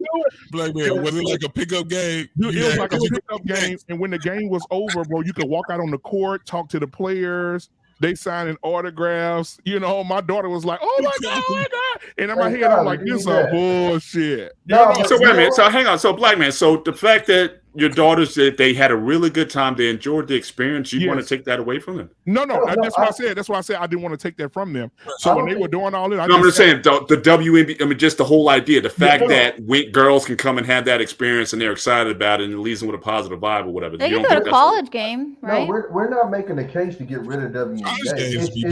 It's I these know. I players- love college basketball. The problem is the player's mindset of thinking that they're equal to the Oh, NBA. totally. It's not that we want to get rid of WNBA because I'm like Black man. Like if my daughter wanted to go, that'd be dope to be able to take her to a game. Yeah. Our problem is stop thinking that you're equal to the NBA because you're not. Right. Like again, we have people in 10th grade that got better dunks than y'all got in this game on the same size rim, and that's not even like being hyperbole. That's real. Like I've seen a 10th grader do 360 through the leg dunk. And again, if a chick goes one leg, one arm, basic dunk, they're losing their minds. And Shaq said the other day that the only thing the WNBA is missing to become profitable is they need to lower the rim. They need to lower the rim 3 feet. He said, yeah, so the girls can be able to dunk. That'd be like watching kids on the little first basketball hoop. How you gonna get equal pay and your shit is 8 feet? Fisher Price, maybe. I was just thinking. So speaking about equal pay, what do you guys think about tennis? I mean, I think in terms of viewership, I mean, I think certainly, especially when Serena and the ladies were there, I definitely think it was on equal par. Oh, there it is. Yeah, little tykes. Yeah. Oh, little tykes. Yes. Well, tennis is different because they show up for Serena. Yeah. Listen to me. Well, just historically, and we know because like Tommy B asked this question about who the 3 greatest WNBA players were, but we know.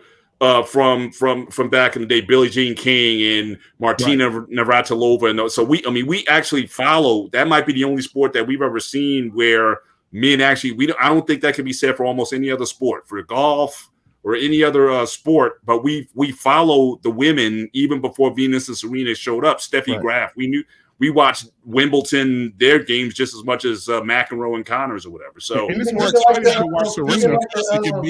It's more exciting to watch Serena because you don't know what she's gonna wear, right? She's gonna come out in a tiger suit. She's gonna come out in a cat suit. She fine as all hell Their outdoors. outfits are always so cool. When she hitting that fucking ball, I'm like, yeah, Serena hit that motherfucker.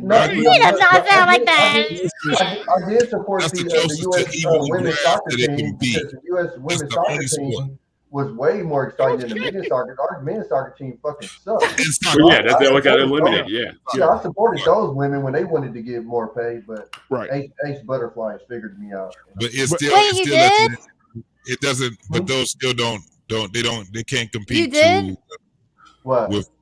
Support them for getting more pay? For getting more money? Absolutely. Absolutely. They're great. Our men was getting their motherfucking ass beat every year. Like, fuck out of here.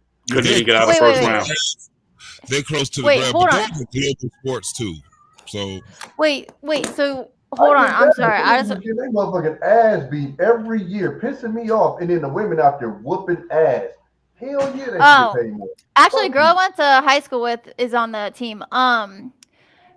But didn't they take the pay from the guy's salary? They should have. Shit. I know, but my thing is, again, are they bringing in the same amount of views? You know, or like, is the revenue and stuff the same? I would have to agree. I was in the United States. Hey, then yeah, I'm all for it. I just don't like Megan, whatever her name is. She just. I think in the United States, way more people was paying attention to the women than the men. Do y'all watch the World Cup though? Because man, I'm telling you right now, England kicking up. Listen, you know what, England, and I'm telling you right, Thursday gonna be a good game too. Portugal and Uganda. That's gonna be a good one Thursday. So I'm gonna definitely be watching that one. But England, they running like cheetahs. Man, we don't have to be consistent. Like the women put out a better product. I'm consistent with that. What are you talking about? And I'm pretty sure they have a higher viewing because. Who the fuck watches these dumb ass niggas? But this is what you gotta look at though.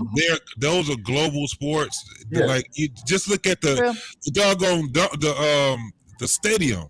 That's a huge stadium. That's 100K. So you got this is country shit. When you got the country coming to see you, it's totally different. Yeah. But what I'm saying is, I think the women got way more support than the men. 100%. Club teams show out. But it gets kind of like evenly scaled, like what Mr. Bennett was saying, because that is a sport that women can actually be very athletic in. What is E-Man talking about? Just like this is very sport where women can be bums. They are bums. They tied Wales 1-1 yesterday. Yep. Wales. Wales, yeah. Trash. Come on, they don't put out a better product. What you don't even watch soccer, man. Stop. Go play FIFA, nigga. That's why I stopped, because I don't watch something. He told me he thought you was talking about foosball. No, he said, do you think women can? No, listen, I don't think Serena could win the men's thing, but I agree that because she dominated in her sport, she should have got what the fuck she got. Yeah, you're right. Yeah, It didn't, and Like, what are yeah. we talking about? And like I said, I think men have been around for the ride for tennis throughout. Like, because let's say if you go back to even, like I said, Martina and all those ladies, it wasn't like they were necessarily attractive, but again, just the quality of what you were seeing on the court, it was just entertaining. But you also got to understand this too, that they give men mad respect because most of their trainers are men.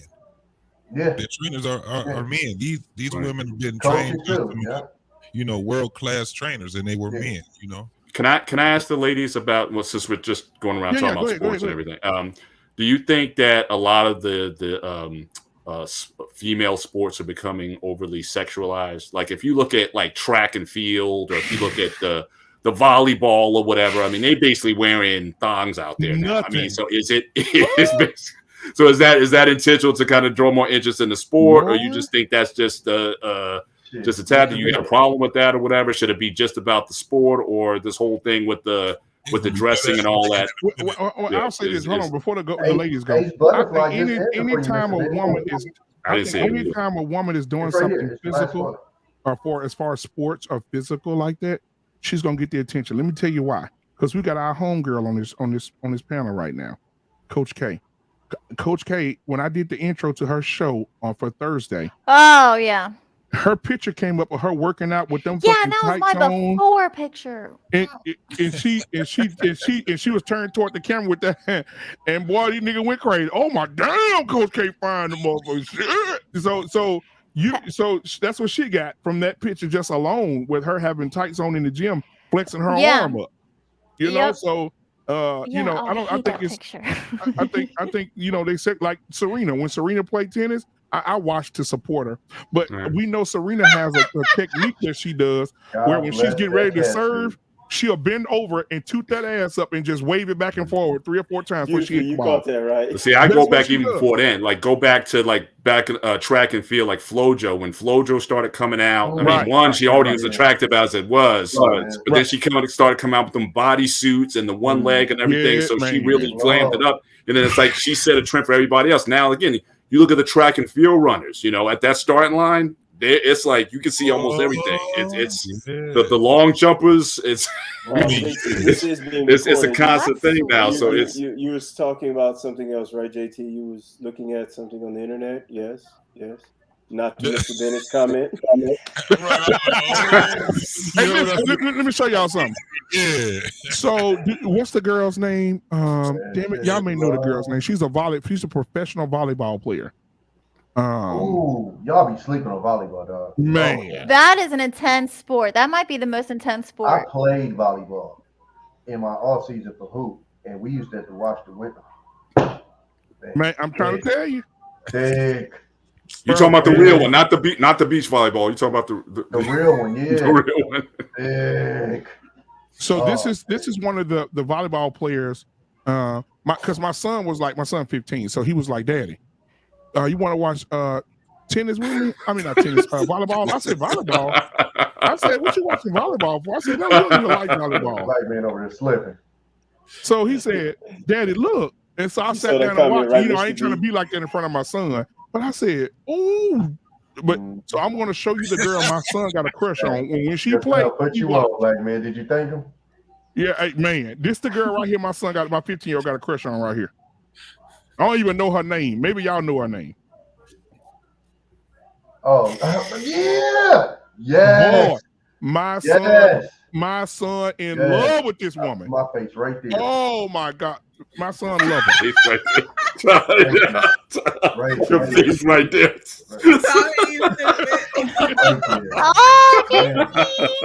So I don't. Hey, what's her name? Like I think it's her name. What is it? Like I don't know. But my son's in love with that woman. My son love that woman. Figure that out later. Yeah, she tough. I'd have to see the jersey again. Quincy said her name is Lord. No, y'all already said that. You say you got to see her name again? It's college. No, this is professional. Oh, professional. Okay. I think she's from Brazil or Colombia or somewhere. Got to be.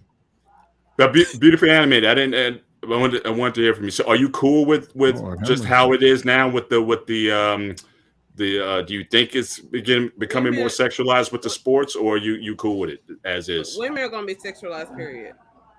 Yeah. It doesn't matter what we do, what we wear. Women are gonna be sexualized. Period. That's true. Like, you can control how your spandex is. You know what I mean? Now, of course, if you have thicker thighs, it's going to gradually, ride up a little bit. But it's just like that's the sport. I mean, and I was even thinking about basketball, which is starting to go back a little bit. Where I know back in the day, like when my dad played, we would like joke and be like, "Oh, look at your shorts; they were so short." And then it was, they got really long. But I personally though, I played softball, but I loved the swag aspect that you could like personalize your stuff. And just like, I mean, I don't watch track and field, but I just looked up Flojo, and she's like a badass like uniforms or whatever you want to call them. Like, that is sick. I love that type of stuff though. That's just me. So yeah, like do you? But of course, like Beautiful Animated said, women are always going to be. But I also think that is not that like women should be objects, but that is the essence of women. I mean, and this how Serena showed up in that damn cat suit. Let me share this with you. But the devil, when Serena showed up, she walked out on the look, and you know what? She did it on purpose. The bastard did it on purpose. But didn't they ban her cat suit or something like that? I thought one of her suits she banned. They banned it. Yeah, this the one they banned. She came out. She let the other girl come out. They did the national anthem. Blah blah blah. Whatever. And Serena came out late. And when she walked out in this damn cat suit, I turned the volume up, and I know it wasn't even nothing to hear. I just. Oh my gosh. Listen. This is how she came. Let me pull this up. Wait, I'm trying to look it up. Nah, Quincy is Fat Five. That's ridiculous. She knew better. Somebody need to tip that cameraman though, because he got that angle. The thing is though is wait, the cat suit is the black one? She's all black? All black, and it was Puma. Yeah, the thing is she has such the body that it doesn't matter what she wears. Her body looks that good. It is always gonna look like, you know what I mean? So yeah, do you girl? Serena walked out there. And as soon as she walked out, the announcer even said, he was just talking. He said, "So we're here today. Serena Williams, she's projected to win." Oh my God, there goes Serena. Everybody was shocked. The white women said, "Oh my God." That's why they banned. But yeah, that's why they tried to ban the uniform, because again, she was presenting an image that nobody was ready for. Nobody was distraction. Oh yeah. Remember, she makes good money off of that too, because that's what she's promoting. A clothing line and everything else. Hey, Butterfly, my man Black Man is doing real research and bringing this real content. Those pictures were needed. This is research. It was needed. Hey, but dude, anytime volleyball come on, I probably won't be able to do a show because my son gonna have me in there watching volleyball. I'm not gonna neglect my son and not watch volleyball with my son. He needs me. Me. Support. What is being a father if you ain't doing it? Right. Come on, man. I need to be there with my son to support my son. He needs me. Stop it. He need me. Listen, if I gotta sit here and watch dinosaurs with my son now, I get to watch volleyball with him later. Yeah, you know what I'm saying? So what is the education? I play, so I can actually teach him the game. Oh, so I want you to shout out to Tony, man. Him some pointers, correct? Exactly. That's a jump serve right there. Tony, why not be Freeman? Thank you for the $7.76 super chat, man. I appreciate it, brother. And thank you for being here tonight. Let me give you a little something. We're gonna take a little break, come back and get everybody's final thoughts, man. All right, let me see.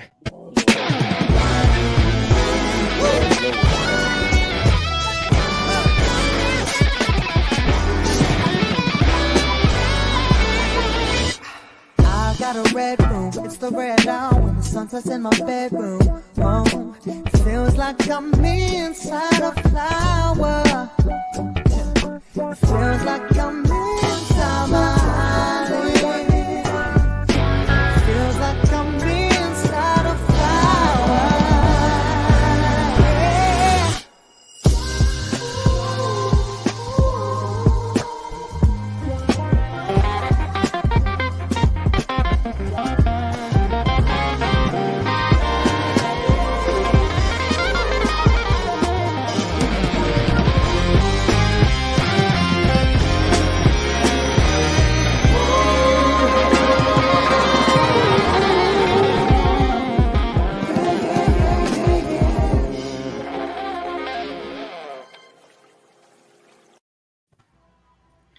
pretty dope.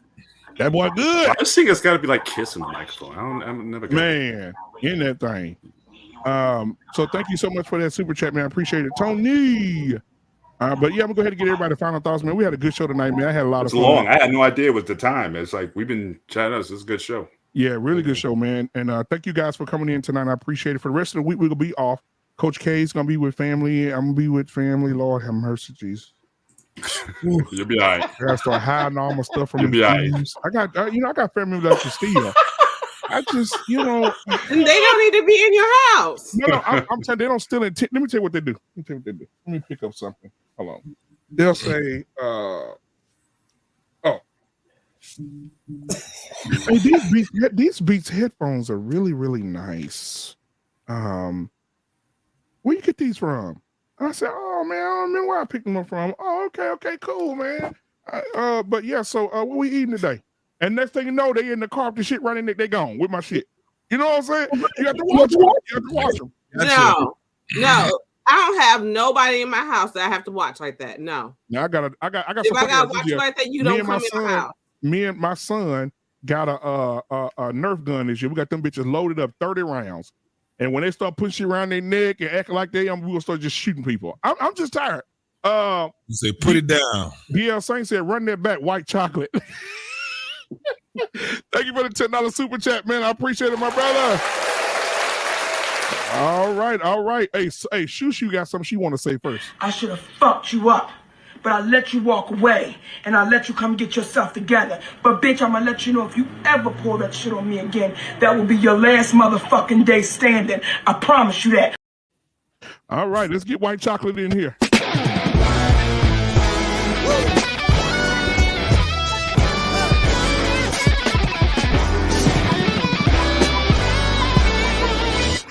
I got a red room, it's the red hour when the sun sets in my bedroom. Oh, it feels like I'm inside a flower. It feels like I'm inside my eyelid. It feels like I'm inside a flower.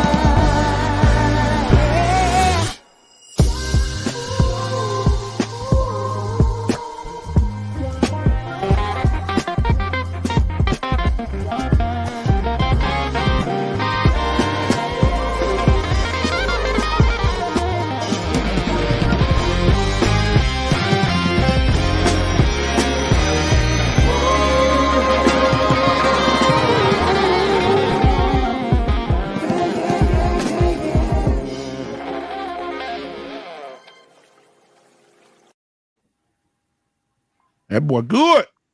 Yep. All right, man. So again, thank you guys. Now listen, man. I had an opportunity the other day to see a white guy in church, and he was praising the Lord. Mr. Bennett in Illuminated Revelation. All y'all, he was giving God worship. And when I tell you, this man went straight hood and turned a slow song into a revolutionary song where everybody in the church just started dancing and shouting. I got to share it with y'all. Then we're gonna do final thoughts. Cause all my life you have been faithful. Come on, get track. And all my life you have been so good. Every breath that I am, I'm gonna see everything that's okay.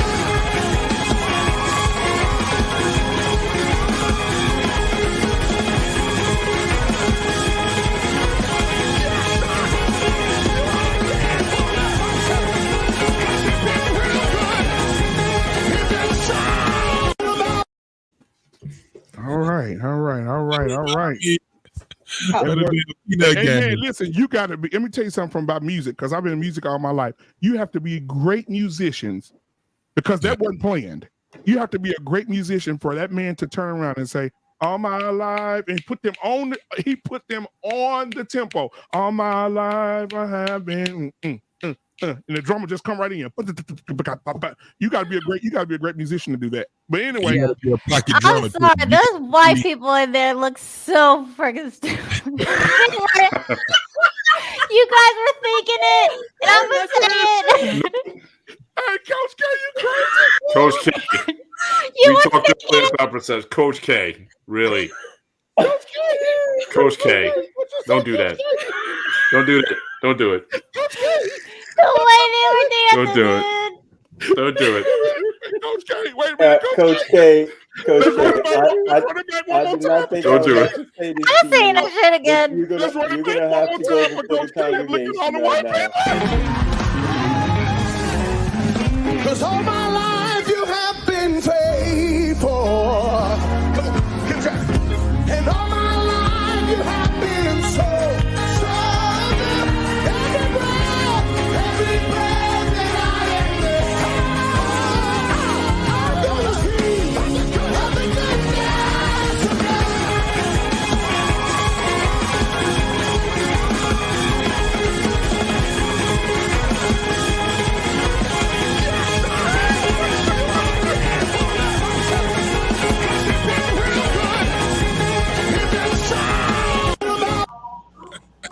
Hella mayonnaise. Hella mayonnaise. No. Coach K, don't do it. Like that one Coach chick K, look like don't she do it. dressed for Don't do Pride and Hold Prejudice. on. Before we leave, I want y'all to look at the girl in the blue dress. When she That's did the what I'm saying. airplane. The white lady that she did the airplane. One more time. Cause all my life you have been faithful. Come on, get track. And all my life you have been so good. Every breath that I am, I'm gonna see every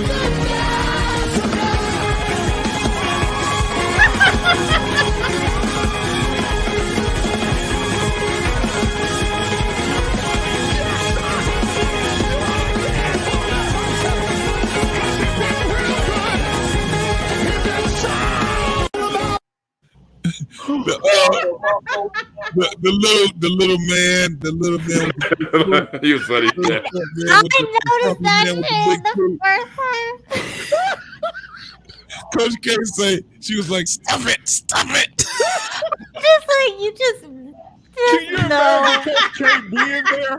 Coach K being there, she over there grabbing the white people saying, "Stop it! Stop it!" Look at Ace Butterfly. I'm not saying anything's wrong with praising. Damn it! I'm saying you just. God, I cannot win. No one can win. Coach K, I told you to get off the train,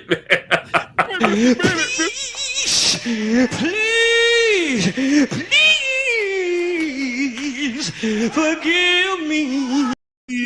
Oh God, I cannot. Oh my God, Mr. Bennett, can you imagine Coach K saying, "Get over She's like, I don't. But honestly, I don't know what you're doing. I don't know. Oh my God. Coach K, you got me over here in tears, man. I am about, man, that is some funny shit. I just could not help it. Like, oh.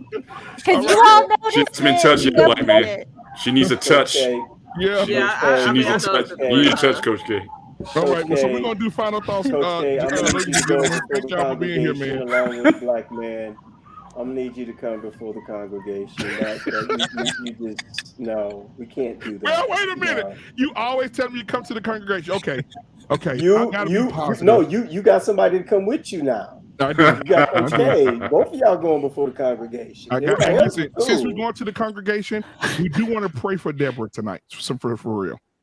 Deborah really did go through some struggle. So I want to play a video of Deborah because she's really struggling. And Mr. Bennett, we definitely want you to pray for her as well. Here she is. Might as well go on and get my obituary ready. Because I already know a lot of people going to tell me I'm gone too soon. Hold on. God, dog, that girl finna... Boy, she got me leaning sideways. God damn. Hey, bruh, just let her watch me walk. I ain't got... Deborah got me the horse, right? I'm trying my best to stand up straight. Oh my God. No. God damn, boy. Look at my little leg, boy. God, I ain't got no calcium in them. I'm gonna need a banana or something. No calcium, no potassium, or nothing. This is why I said animal Lord have abuse. mercy. Let's just take the photo and she'll just say she rolled me for a mile. Let's just lie. Cause I really can't. Lord hammer, my That back horse ain't leg finna go out. Like a horse mule crossbreed. I mean, it didn't even look like, you know. No, one day I made the comment, animal, you know, and they're like, y'all was like, well, I don't recall what that comment is for, or whatever. That is the video. Okay. Got it. Okay. I might have said, yeah. That shit was Thanks for wrong. clarifying. Yeah. Yeah, it pissed me off. It did. Oh my gosh. Illuminate, do you want to go ahead and pray for it right now? Those horses' legs. There If they, was the you go horse, one right? way, Was that that horse. That's the horse is in the prayer. That is The animal horse's abuse. face tells it all. The horse was like, look at these stupid ass That is humans. animal abuse. Yeah, it is. And the poor skinny guy that was trying to, you know, that's no. And she wasn't even trying to help herself on. She wasn't trying to pull herself up or anything. It was just workman's comp after he get to put There's her an in. individual If she had that pulled on the rein, she would have No. snapped the horse's neck. That's not the leg. The legs would have went because it wasn't on a flat surface. Oh my God! So I bet you they can't get nobody back on that goddamn horse. I bet you that horse traumatized. that horse Yeah, retired at this Watch, point. I kick every one of y'all over here. So illuminate it. Pray for her, but then also pray for this group right here as well. Oh God, here we go.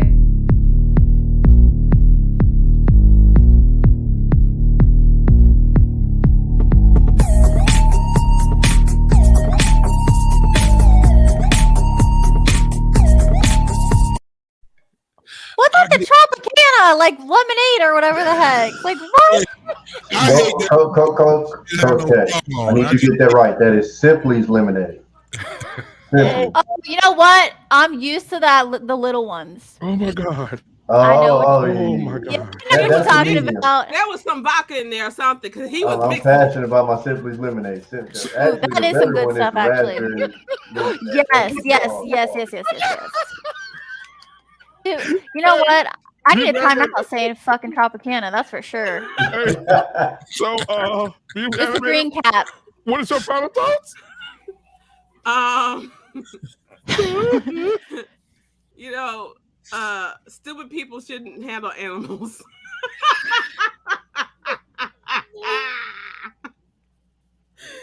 Oh, let them live. Let the horse be great. Man, listen, if that was my mama or my sister, I probably kicked them off that horse. Get off that damn horse. That's ridiculous. No. Nobody in my family who like, if they were that big, they wouldn't even do an animal like that. You know what I'm saying? Like, we have common sense over here. That was just wrong. Yeah.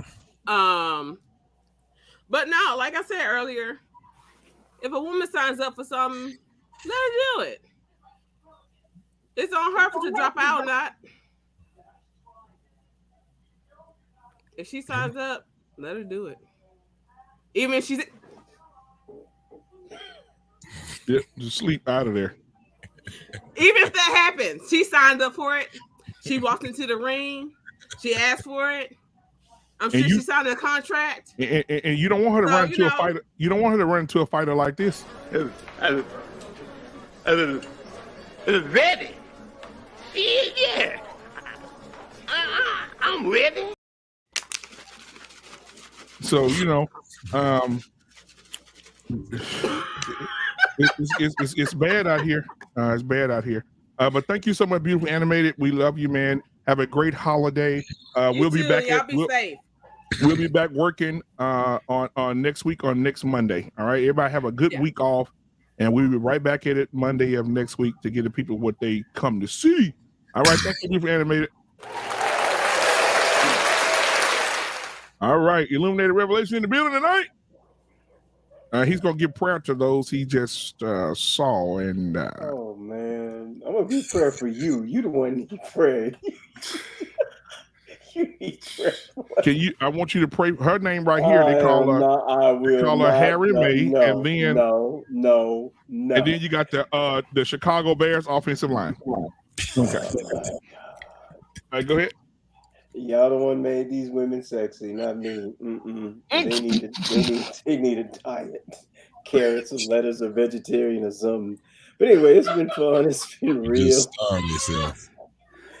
Oh man, but like I say, according to the title of the show tonight, women just know your place. Don't try to be all manly and masculine and try to be something that you're not. Stay in your femininity. Men love you for that, and you don't need to try to prove nothing. But just be safe. Have a good weekend. Black man, guard your house. Make sure you put all the stuff up that you find valuable in a cabinet, and just leave the cheap stuff out. Right. leave the fake beats out, the ones you get from Chinese people. I'm gonna leave out some applications to the Dollar Tree. Beats in China too. Steal an application. Shit. Yeah, there charge you it go. 100 times as much. Exactly. Hey, but y'all be safe, be good, enjoy your family, enjoy the weekend. We have a lot to be thankful for because there's a lot of people, that are out here that don't have what we have, and just be thankful for what you have and count your blessings because it's next year. Just prepare. I always say these on the panels, they get mad at me, but just prepare because they're already talking about one of the greatest recessions that we're going to live in our lifetime. So prepare, enjoy, think of others, and let's just try to support one another when we come to these panels and try to build each other up and not have all this internet hate and all the rest of this stuff that's going on. Love you guys. God bless. All right, man. And I'll keep in touch with you and send you links to come on the next show, brother. All right. I appreciate you, brother. All right, my brother, man. Illuminated Revelation, ladies and gentlemen. Humble and chill. Tommy B, what's your final thoughts, my guy? Man, some of these women need to not campaign before they get elected, like those girls did in that ring. You know what I'm saying? Yeah, I think we pretty much nailed the topic of the day. And kind of said our piece on it. So, salute to you and your research. Enjoyed that. Man, you know what? You got to give some to my lovely co-host too. Oh yeah. She just found out the name of the damn volleyball player, Winifred Fernandez. Winifred Fernandez, ladies and gentlemen. Good job. But I like answers. See you. God. Hey, Coach K, did you ever play volleyball? Can somebody time Earl Owens out, please? Just softball. You play softball? Army, as we usually do. We don't even really got to say that because we whoop y'all ass damn near every year. But anyways, y'all have a good Thanksgiving, man. I'm about to go plate hop. I'll probably be at about 3 or 4 different houses this holiday. I know that's right. Man, you feel me? And I ain't cooking shit. I'm going to appetite. There you go. I appreciate you, Tommy B. I did that. All right, Mr. Bennett. What's your final thoughts, my guy? Just we gotta find a way. We gotta find a way to coexist where men could be men and women could be women. Not trying to limit people, but again, work a framework where we can have better society, better families, better relationships. I mean, I know people personally, women who are in leadership positions in corporate America, have thousands of people reporting to them, but they can't live with a guy. We got to get out of this idea of competing, and learning how to cohabitate, how to coexist, how to because again, we're not going back to the 1920s, but we need to find a way in this. Not saying women, if you're able to get, climb the corporate ladder and do great things, entrepreneurial route, great, but we still got to learn how to coexist with one another, because at the end of the day, foundationally, humanity is based on family and healthy male-female relationships. So we need to get back to that. And I don't care how many people who report to you, you need to learn how to live with a man, and certainly vice versa for the guys also, but women, definitely. This shouldn't be a competition. So let's do better. And again, happy Thanksgiving to everybody. Again, enjoy your families, be safe out there on the roads. Again, just be grateful. We got through another year. We got through, this last 2 years. I think people really starting to get back in the swing of things in terms of get together and travel. I heard this is going to be the highest number of travelers in decades. It's really, so people are really getting back into this thing. And it's good to see that people get together. Probably still haven't seen people for a couple of years, and now they're starting to get back. So be safe, everyone, and look forward to seeing everyone next week. God bless. All right. Thank you so much, Mr. Bennett. You be safe out there too, brother. You already done those pies? Now I do them tomorrow. So Wednesday, I clear the kitchen out. I get my and I'm one of the few guys. I actually use sweet potatoes. Okay. Most people use yams. I use this. I go to the Asian market. I get the sweet potatoes, and Well, so let I me ask you a start. question, Mr. Bennett. Yes, sir. How much is it gonna cost to turn those white only pies into nigger pies? It's a nigger pies.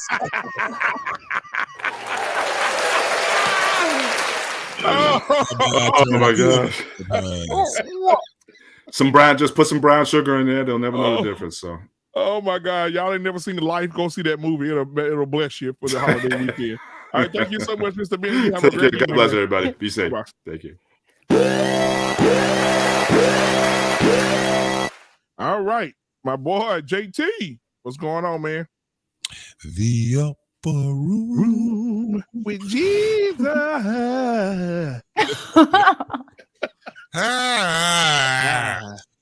Hey Ray, why you gotta be nasty? Cause I'm a nasty motherfucker. God. I bust in the motherfucker. Okay, you didn't see Life, right? See what? Life with Eddie Murphy and Martin Lawrence. Honestly, I have not seen like any damn movies. What? So Oh no. my God. Coach K. No. Watch it this weekend, and Okay. when you on your off time, and you please text me when you watch it. You're gonna fucking laugh. You're gonna piss it all over yourself. All right. Oh No, my I'll go God. watch it. Oh, I it is seriously funny haven't as seen many movies. I don't know why. I don't know why. I know everything I do, Ray. Hey, have you ever seen Harlem Nights? Oh, I got to know. Okay, so this weekend I'm giving you some homework. You gotta watch this. This is how you get into the picnic. You gotta go watch Harlem Nights, right? You gotta watch that first. And after you watch Harlem Nights, I need you to watch Life with Eddie Murphy and Martin Lawrence, right? All right. Eddie Murphy That is in sounds both of them, but you got to watch I like Harlem Eddie Nights. Murphy. And I think they're on Netflix. Okay. Life, And I don't then think Life is on Netflix though. I think Life is on Hulu or some shit like that, maybe.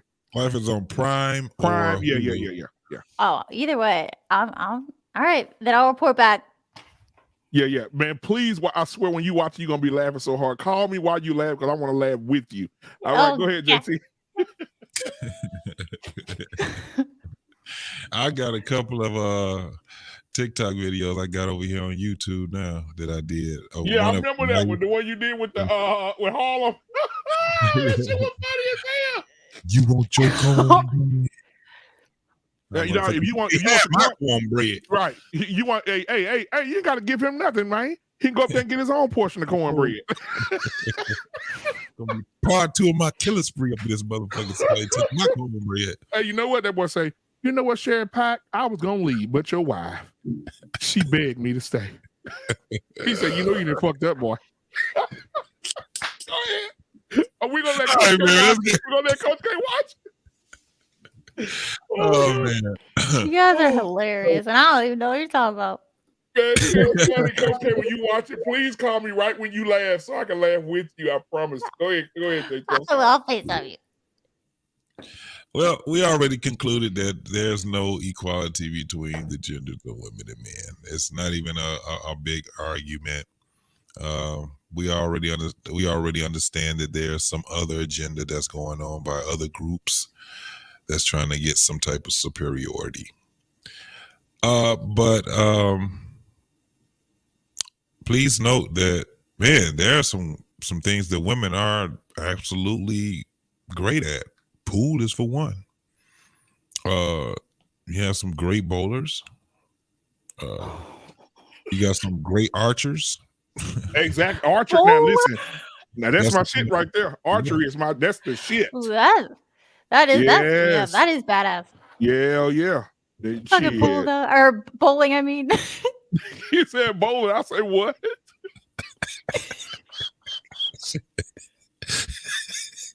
Hey man, bowling is a serious sport for a lot of people, man. Oh shit! Oh god. Okay. But yeah, it's it's not a thing between women and men or who's great and who's not. Man, you got some guys that they suck and they men. They just suck at everything. They ain't smart. They're not athletic. They just they're done. So, you know, it's just they can't have children. Some people, you know, so and they probably living their life straight. So, you know, it is what it is. Other than that, man, I had a great time on this show tonight. Damn, it's been a minute since we done did a three hour. It's been a minute, bro. We've been hanging around 2 hours. Shit, the conversation got so good. We were laughing so much here. We done went 3:34. Hey, y'all. Yeah. You already know the holiday is starting already, huh? Yep. I got to go to work. One more day. It ain't nothing. Man. But yeah, you guys can follow me on What We Know podcast with me and my boy Rob on Saturdays. Not this Saturday. I'm not about to do that. Next week we get back to business. But yeah, I'm gonna be doing some news spots. I'm gonna be doing a lot more videos, and we're gonna start. I'm looking for another night to go or another day to go live. I'm thinking about doing a daytime, probably on a Sunday or a Saturday. Oh, that'd be good. Yeah, because I want to get more people on and have a different type of conversations too. Because at night it's kind of hard to have serious conversations on a Saturday night. Most of the time, either people be too damn agitated, right, or they just not involved. So I want to get some balance to it, and yeah, definitely you will see me here on Black Man Unfiltered, and on a host of other platforms that's over there. I'm in these YouTube streets, and I ain't planning on leaving none too soon. But yeah, that's it, man. Well, I appreciate you, my brother. Appreciate you, brother. Have a good night. Hey, listen, I talked to Jenny today. Shout out to Jenny, man.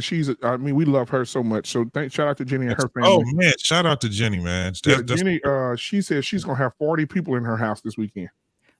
Ooh. I could see that. I just know she's a rock star. She is. Now, I do miss having those type of events, but not really. Yeah, you know why? When you get those 40 people in, you got a thief, you got the one that's too religious, you got the one that sleep with all the people's wives, you got the woman that sleep with all the people's husbands, you got the evil auntie, you got the positive auntie. You just have a whole mixture full of just people.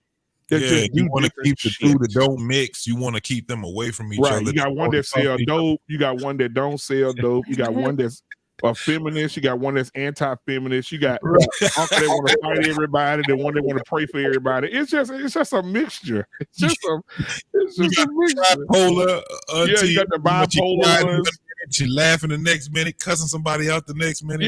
Yeah. Man, come on. And then you got the ones that don't bring nothing to the house but leave with 4 plates. You know what I'm talking about? Oh, yeah. In aluminum foil. Yeah, in aluminum. Hey, Reynolds wrap go up 13%. Reynolds wrap go up 13% during the holidays. These niggas be wrapping up plates. They ain't brought a damn. They can bring their own Tupperware. Shit. Oh my God! Hey man, aluminum pan. Ain't nobody told you to put shit in that aluminum pan. How did you find it? Crazy. Right. I was in my pantry. but Jenny, thank you so much. You're a blessing to us all, and so we definitely want to kick a shout out to you. We love you to death.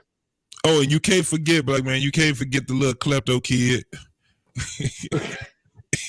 Like, why is you in my room, little boy?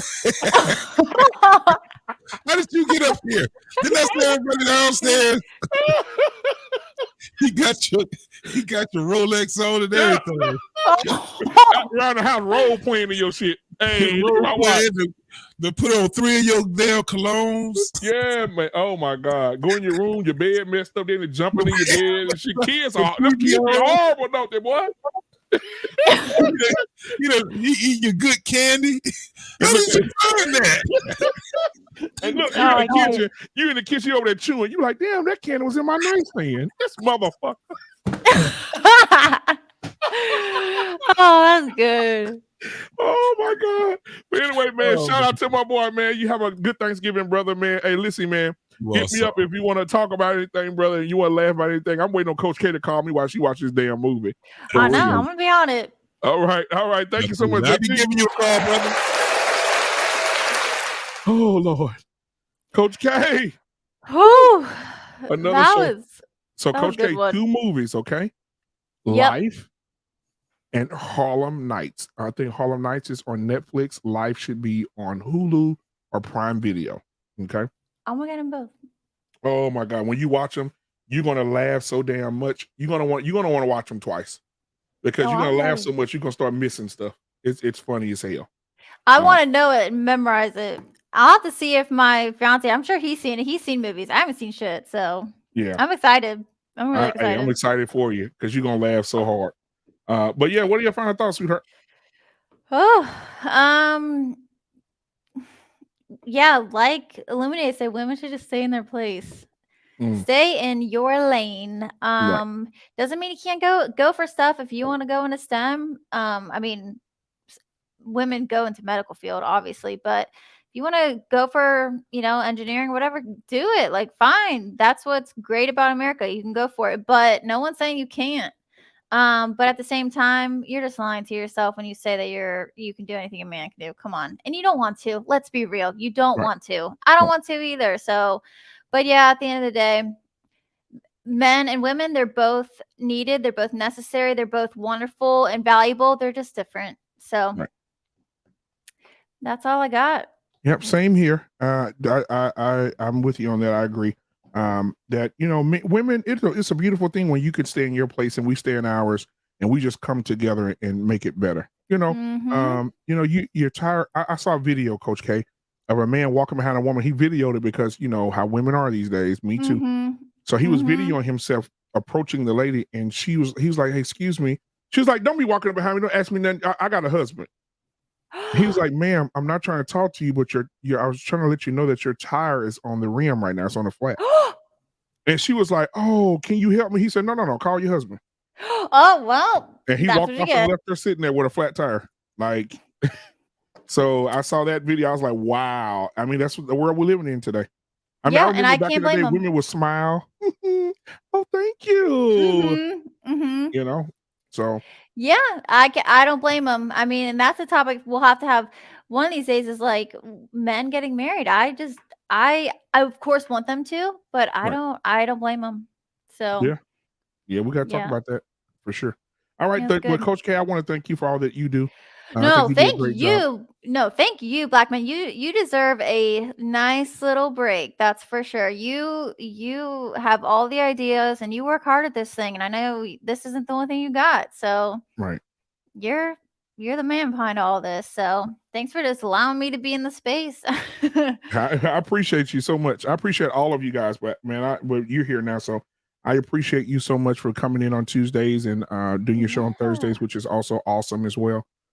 Thank you so much. I went on Sir Hell's show when it was a couple of weeks back, and they were talking about who supports who, and women talking about women need to support men, need to support women. And I called the women. I said, "You guys don't support anything." I said, "Right now, Coach K is over right now doing a show right now. There's no women over there hardly supporting her, nothing but men. So where you guys at?" And so you had an influx of numbers that night because I got on those women's asses about they complaining. Really? Yeah. Listen, don't be up here complaining that men don't support women. Y'all ass don't support women. Yeah, unless it's Fight Club and someone got kicked off, then you'll like pay to get them back on. But that's about the only time, especially when it's positive stuff too. They don't. But if it's a woman fighting against a man, then they'll come in. It's like, come on. Yeah, But I'm over it. So yeah, I'm over that shit. I love men. I appreciate men. I love my Absolutely. man. So thank you guys. Absolutely. And thank you. And have a great weekend, a too. great rest of the week. Make sure you hit me up when you watch those movies. Make sure you use the bathroom because you're going to laugh from beginning to end on both of them. Alrighty, I will. And enjoy yourself. So I appreciate you so much. And Thank we out. you. We thank All right, everybody. Thank you sounds for the good. cash apps. Thank you for the super chats.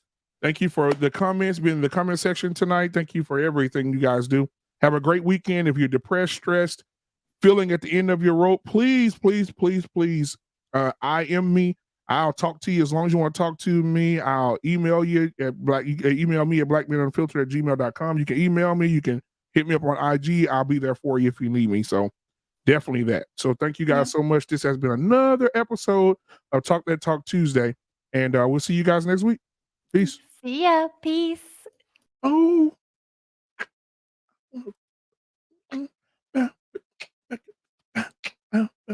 Bye. Peace.